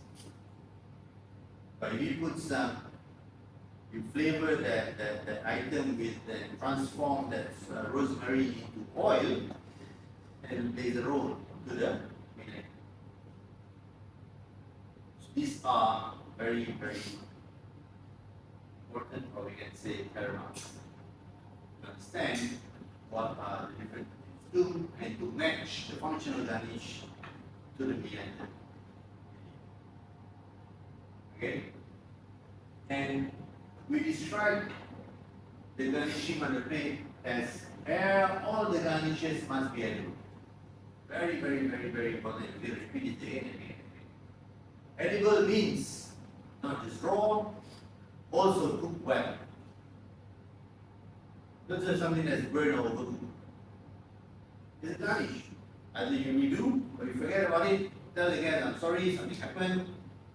During your dinner, during our dinner, you have to say to them, sorry, something happened to the mash, we end up having no potatoes, subtract 10% from your. And you have beyond simply adding color. Don't just put red capsicum there just because you're going to have it red. You're just going to have red color. There's some other color you can choose one. Okay? Then you have position for a maximum effect. So you use something like something that you can spoon and has a bit of a texture underneath the main item to elevate the height. Other than that, you don't. And you have present the garnishing just carefully in any other elements of it. You don't present it just because you want to present. It must have what we call a marriage between it and also the main. And then you have the garnish should not be larger than the main item. Don't give your potatoes more volume to compare with the main item. Because then it will look like a carbohydrate or a potato or a starch-driven dish. That's how you eat rice with curry, right? In Malaysia, rice and curry. You eat curry more than the rice. You eat rice more than the curry. Unlike you go to the mama nasi kandar, then you have kuah banjir, then it's a different story. Just last week I went to Pelita in Ampang. I see this guy. Oh my God, I can't see the rice. Kuah banjir, more lagi. stuff, I don't scroll in the toilet. I only eat nasi kandar when I met my wife. I never eat nasi kandar before. I never had this experience of kway teow. And the first time I had a kway teow, I ended up in the toilet over the And I told my wife, let's get the video, if not I left you. Because I'm used to being brought up and not spicy food. So eating is quite a cool, it's like something like my body is shocked in short moments. But yeah, some people do that. Stuff like that, just oh my god. It's all wow, it's like what the crap, man. But it's really like Pulau Banjir. This is where the ideology of Pulau Banjir come from, I think. You can slow the bloody kuah, like a soup. But anyway, it should be in this cuisine, you should not have Pulau Banjir. There's no such thing as Pulau Banjir. You can have a lot of gravy for a certain elements, certain dishes, yes, no worries. I'm going to bake like what Ian is serving yesterday. You can have like overwhelming sauce, but you don't pour it, you serve it on the side, let the guests pour it. That's an experience, that's an ideology. You have to understand that. Okay, and of course, now we move towards the buffet. Buffet, although it comes in dishes, it comes in chicken dishes, etc., you still need to have presentation. However, buffet have evolved through many methodology. People don't like to see shipping dishes anymore. They don't like to see all the stainless steel laying down on a buffet line on a table that stays there for 2 hours. That is why you see how buffet are evolved into stations, fresh food. So they have replicated a lot of ways to present foods. This is buffets mostly found in hotels. Restaurants very rare because buffets in hotels will have a lot of what we call space. Buffet requires space. You need to reach a certain amount of volume to meet the profit margin. If not, you're not making money. Because in a 5-star hotel, buffet for breakfast, lunch, and dinner, the last 5 minutes guests deserve to have the same food presentation as the first 5-minute guests arrive in the restaurant. That's okay. You have to replenish. And these are one of the modern concepts how hotels have idealized to serve. It's something that we have done before during my time at Westin.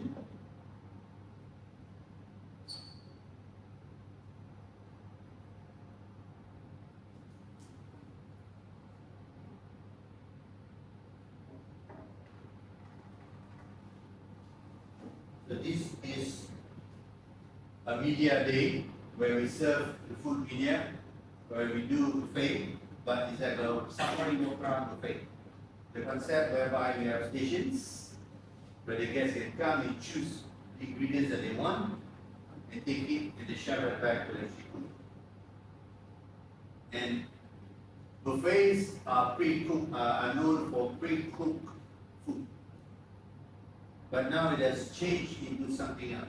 People want to have experience in buffet as well. Different kind of expectation. Sometimes they like the buffets that the food comes in. Nowadays we have this called steamboat buffets.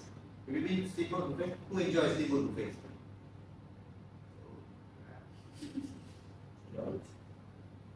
So my wife, there's a person the last time I which one? We went to two before, one I paid, second one I paid. Obviously. I cook, I eat, I pay. I take, I cook, I eat, I pay. Concept. You go to a restaurant, you dine in a restaurant, you expect people to serve you, they cook for you. No, you cook yourself. Come on, I rather be at home, cook myself, and be more comfortable. And you have to, on the steamboat table there, and there's a pain in my back. And hey, ini siapa punya? Ini mine, this one mine. What is this? What kind of ideology is this? Where did you come from in the first place? But yeah, people enjoy it. Steamboat is like a concept. When you put very good whatever pork rinds or boiling thing, now it's grill on the table. And grill your own steak and beef or whatever. And have something else. So that means the rest doesn't have chef. Can you cook your food? And you pay them. How ridiculous is that? You only pay for the ingredients. You better just go to pasar, bring it home and cook and enjoy your dinner. It is an ideology. But these are buffet, steamboat buffet. The new, because wherever you go, whatever you do, gas is in demand. Gas makes the decision for you and for your operational needs. At the end of the day, you can only do as much theoretical value that you can. You open up your own place, and you have your own restaurant, yes, number one. You can cook, you can say, during my college time, I cooked the best mushroom soup in the world, but then you try to sell that mushroom soup in the restaurant, nobody buys it. You will have it. And you soon to realize that, oh, actually, you should have done something else. And you see some of our graduates. So there's a discussion that we have a session now to discuss and question and answers about our presentation and the menu that you will answer.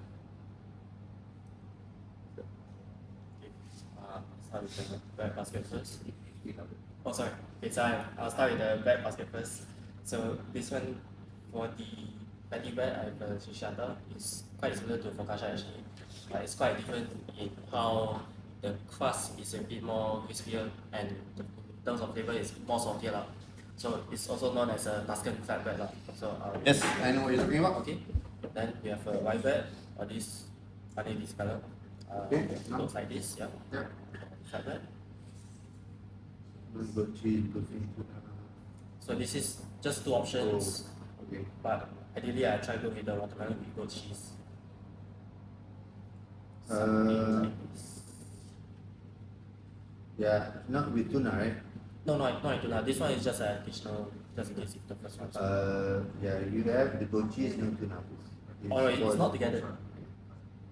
Then this first appetizer, it is almost like an anti-pasta board. So I'll be featuring 3 types of cured meats along with 2 types of cheese, marmalade, some garnish. So how are you gonna do all these dry aged meats?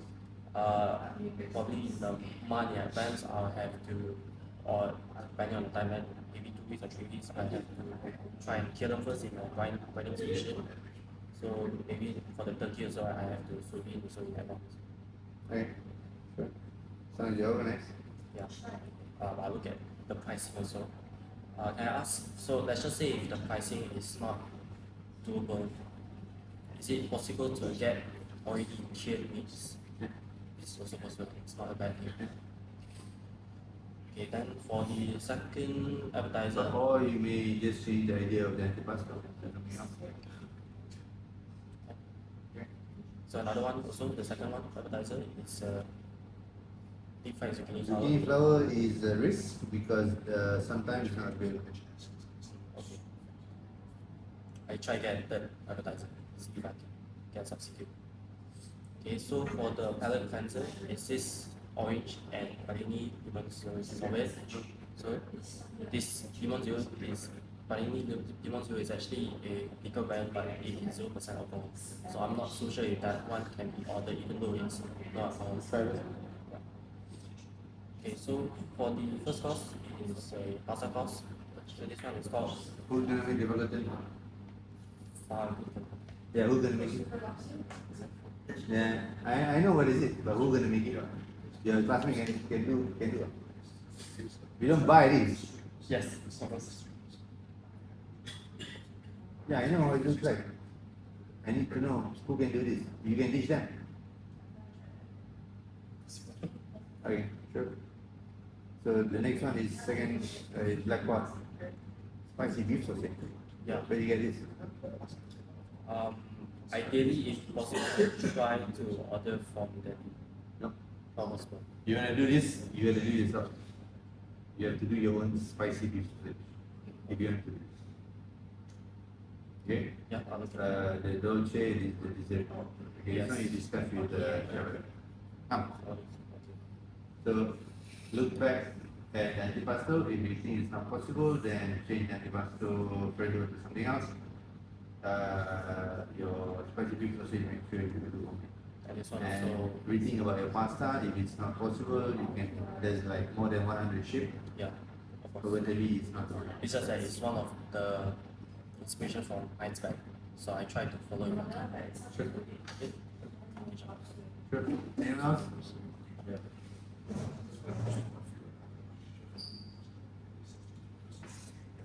So, start with bread. Menu. So my bread ideas would be Rashi lagi. focaccia, because they do serve it at a restaurant. I know it's not really Spanish. And then pan de barra is a Spanish Okay. bread. Basically, the You can Spanish sell version it of a baguette. on a basket. Ideally a basket. In the event we don't have a basket, we've done it with like the napkins before, like Okay. they fold it up. And then I'm serving it with oil. So is this So this would be my amuse-bouche. It's gonna be tempura cracker. So I did it at one of the event we came to, the dinner we had. They had this tempura cracker. I stole the recipe. So we fry the cracker, and that's gonna be an anchovy cream or emulsion that's on the cracker, and then I'm gonna do this purification for the tomato. Kind of. I'm not gonna put the actual piece of anchovy on it, but yeah, it's just gonna. And then my cold starter, if the budget allows, I might have to change, but I wanted to do an oyster. you know the frozen ones. Frozen is good. You can cook the oyster. The fresh oyster, yes, we've done it before. I One was gonna fresh serve oyster it. is what you need. Oh, okay. That's not that bad. It should still fit my budget. I'll do the costing, I'll check it out. If it doesn't fit, I'll change it. I have other ideas as well, but the most ideal role I would do an oyster as my appetizer. So we marinated like, there'll be like pickled shallots, and I wanted to serve it on a bit of ice and like dry ice in the bottom, so that it's like kind of smoky. Yeah, that was the presentation I did. And then vegan potato soup was one of the courses as well at the restaurant. Basically, they make the potatoes into like these fried puffs, and then they garnish it with like the microwave parsley crisp, and then the soup is on the side. I might do an oil as well. That would be just me adding it extra. But this will be, your soup should be interactive. You need to Yeah, present I it. will pour it in front of you guys, just correct. It is kind of dessert recipe. Okay, so this would be the third course and the last appetizer. It would be a tapas inspired dish. Basically, it's a mushroom dish with a poached egg. It has a cured beef crumble. I also got the recipe from the next one. Okay, this one was kind of my own idea, but basically it's paella, which is a Spanish, like famous Spanish dish. But I reimagined it and made it risotto because it's easier to make it fine dining that way. And you don't call it fire. Yeah, so it is risotto with paella flavors and then You seafood on it. cannot call it fire. Who did this? Call it fire.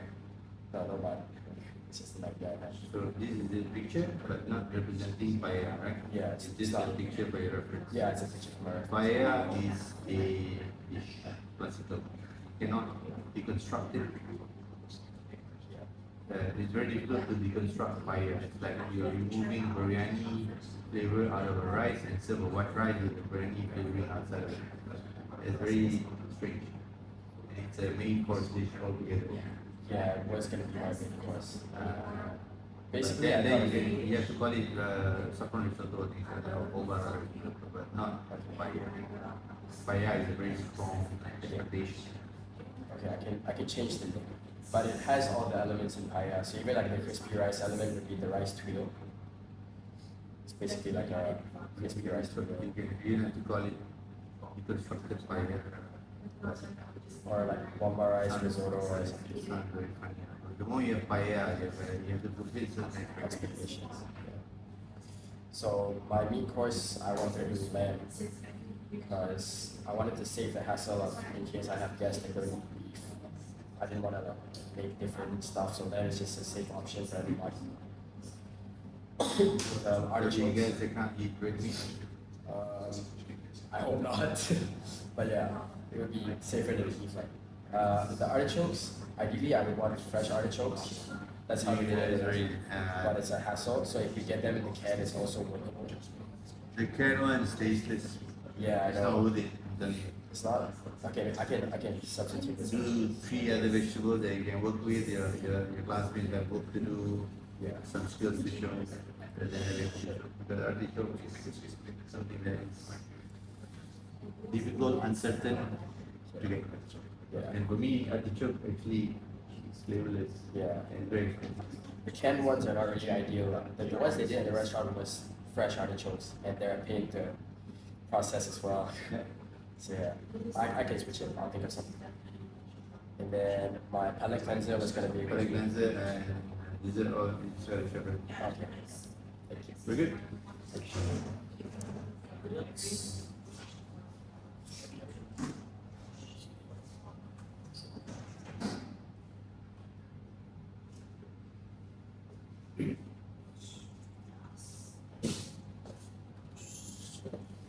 For the great basket, I haven't really decided which one yet, but I really like. I want to ask Shahid something if that's not good. And for the Angus wish, I want to make like a fish taco. Like, so you think if I marinate the trout line with like salt, sugar, and some pasta, Why you spring? if I marinate the trout line, Why you spring? Read the way be a man. if I marinate the trout line with some crushed ginger, parsley, and the shine sugar for like a day, and then on the service day itself, I wash it out, and then I just the curry tata is just usually some olive oil, some basic. That's not tata then. You can actually brine it. So you marinate without salt and pepper. Without salt and sugar. So just marinate with chopped ginger and parsley. But then you're gonna wash it out. What's the point? You put salt and sugar, you brine it. So cure it. It's not tata. Tata is raw. The moment you tata is raw. The moment you cure it, it's something else. So what if I just mix the trout line with Yeah, this is so you got brine salt. You're gonna smoke it. Smoke trout. It's not ginger effect, it's been active. Yes, smokers. No. can use the one What? Forget about the tata. Change it to smoke instead. is just smoke or just brine? Okay. But for the taco shop, which one do you think which of these is suitable for flavors? Onion. Okay. Then for the first appetizer, I have this caponati with ricotta cheese and honey mushroom and some clam. And the sauce will be like using some of the clam liquid and make like an emulsion with it. And the garnishes will be some green oil flowers, micro beans. Okay. For the micro beans, right, chef, can I? Is it possible if I ask the office micro beans? Now you actually just you go to Tiny Greens, Like Tiny Greens supplier. That's what we are. on my No, Tiny Greens. And then They the buy these. second apps, I have this brown and the frog cauliflower. So The one you did yesterday. yeah, but it wasn't what I wanted to do. So So basically, I It is horrible. Yesterday. No. Your cauliflower is not nicely cut. so should I try bigger? You cut it more artistically and gently. It starts to break apart, and I understand that dish is a very classic dish, but yeah, you have to handle the cauliflower nicely. Because cauliflower is different from one. How you present it is also very important. You might end up with a lot of wasted. So how you present cauliflower is you want to present how you present yesterday, you can have a lot of cauliflowers. A lot of wasted. So what if I take like one medium sized floret and then I just trim the side of it so that they are trimmed?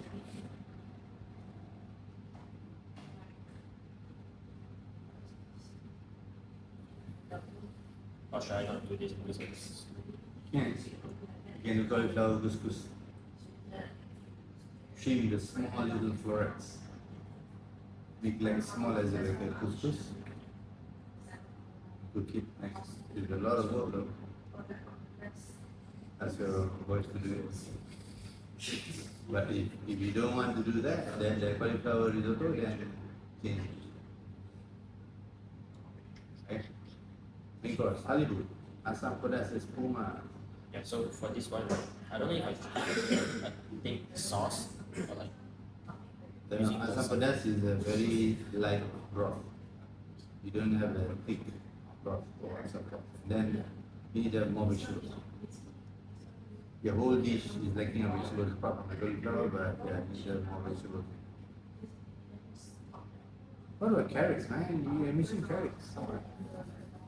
Carrots are favorite, all-time favorite. Maybe this one changed to a much more dynamic vegetable dish. Maybe it's probably 7 or 6, like garguyu and stuff. so basically it's like a few bunch of Probably maybe next.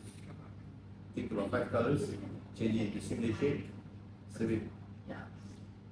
Oh, I see, right? Because I know she has like each of her course there's a lot of greens, right?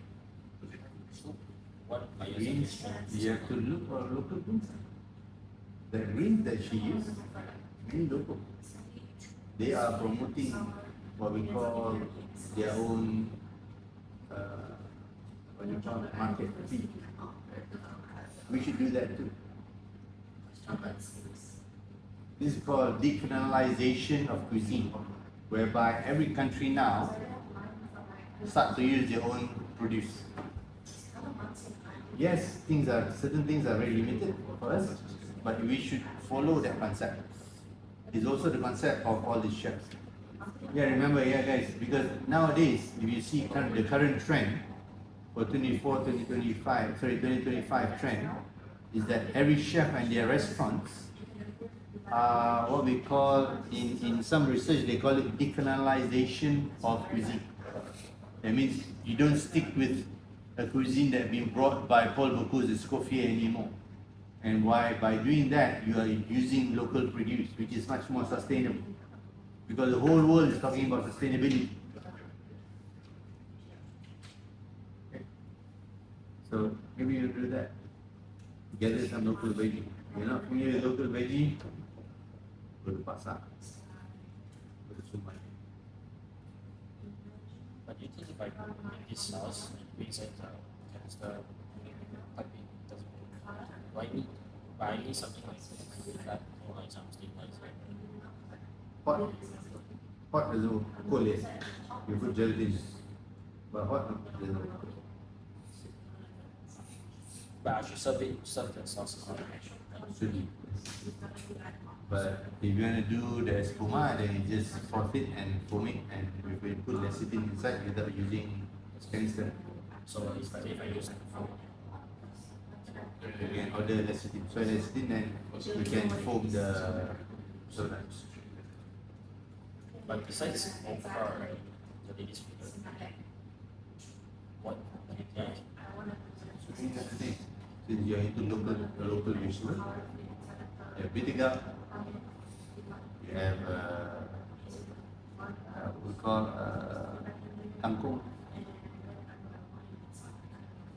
some people eat a lot of raw lunch, and then you have, since you have asam pedas, make sure you have daun, you can have all these local herbs like daun selong, ulam raja, and all this stuff.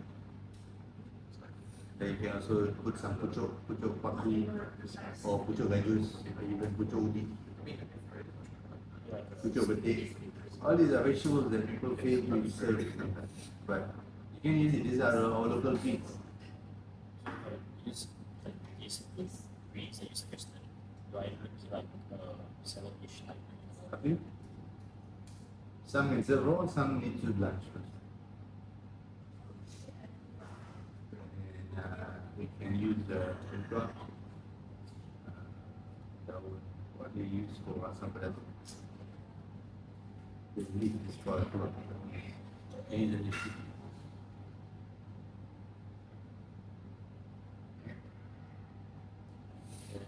As you say, you mentioned But we do mean that and the dessert is she has like this dessert for other beans, but she made honey brioche with like so with like a sugar and tea.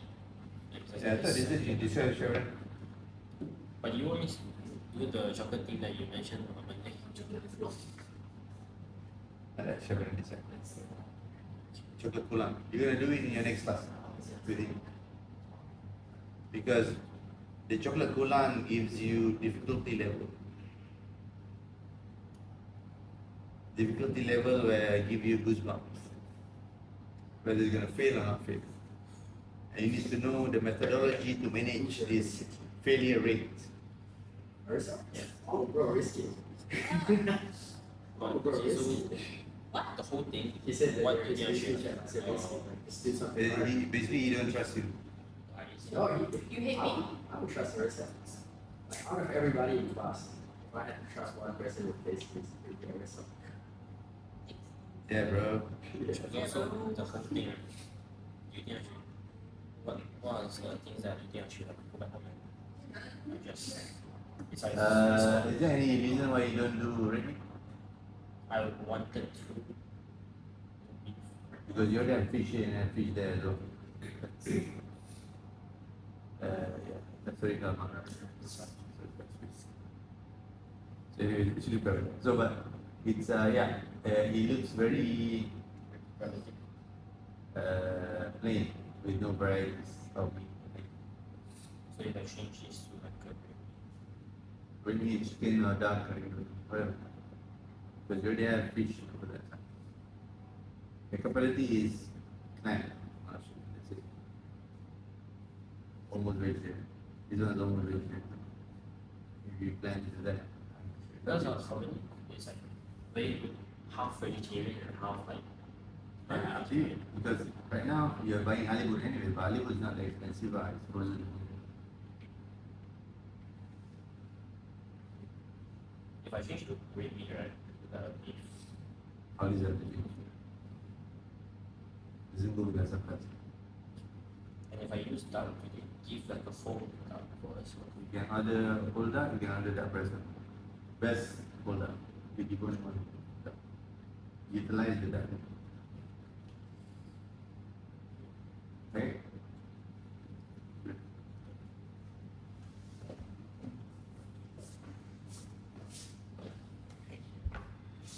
So, my main point I wanted to Indonesian, but fusion with Italian.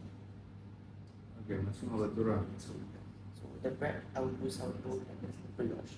But you say Brioche again? No, brioche is, you say it's not heavy, but I'll make it just a small but Scott? No, not Scott. Ashton did brioche. extended brioche.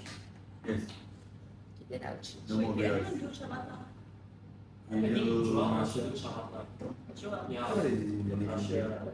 The roti sisir. Sisir they call it. The one that like loaf like that. No, that's not sisir. This is sisir. Kalau Indonesia dia panggil roti pawang.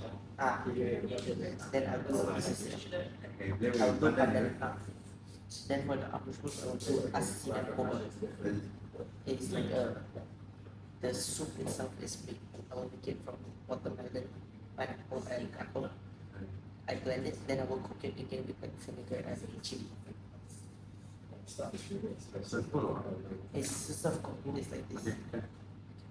Then I will do spicy. So you shoot the glass. I will use a katafi as the base. But between the katafi and the spherification, I will put like radish to give like to. I just kept the spherification with pork.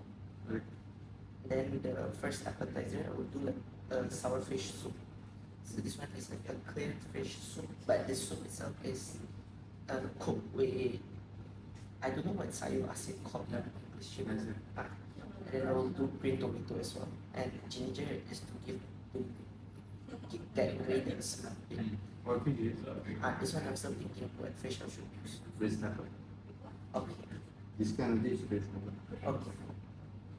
Then for the second appetizer, I will use the beef chicken. And then I will use coconut as well. I'm thinking like for the filling, like I want to put something else. I'm thinking with no carrot and potato. Or should I put like just the beef chicken? You can garnish the vegetable outside of the ravioli, not inside. Inside, leave it with the fish. Okay. Then the garnish I put julienne cuffing like or turmeric leaf. I will fry it like this to give it a bit. Then you put some braised cabbage or anything just to elevate the ravioli.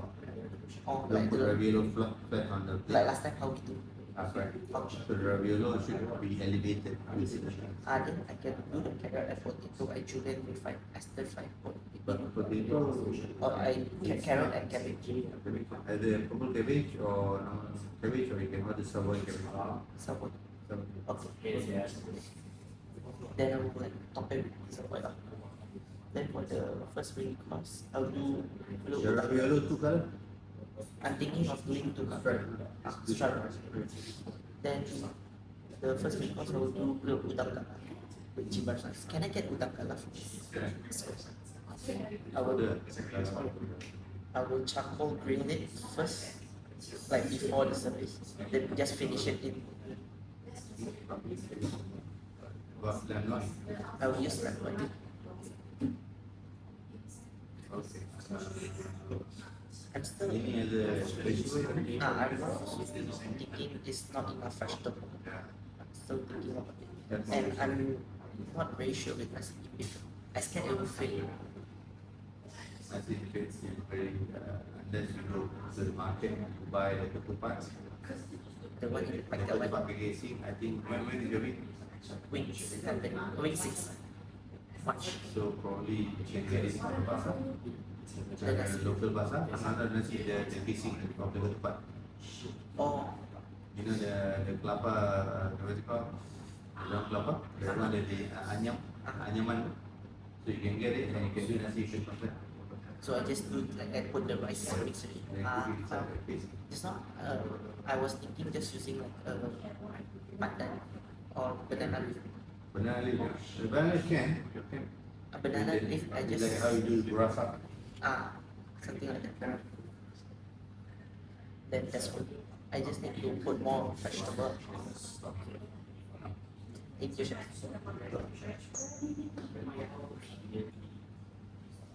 You're ready with the menu. You're waiting to see me. Alright guys, class is dismissed. Thank you very much for the personalization and everything else, and have a pleasant afternoon. Well, it was recorded.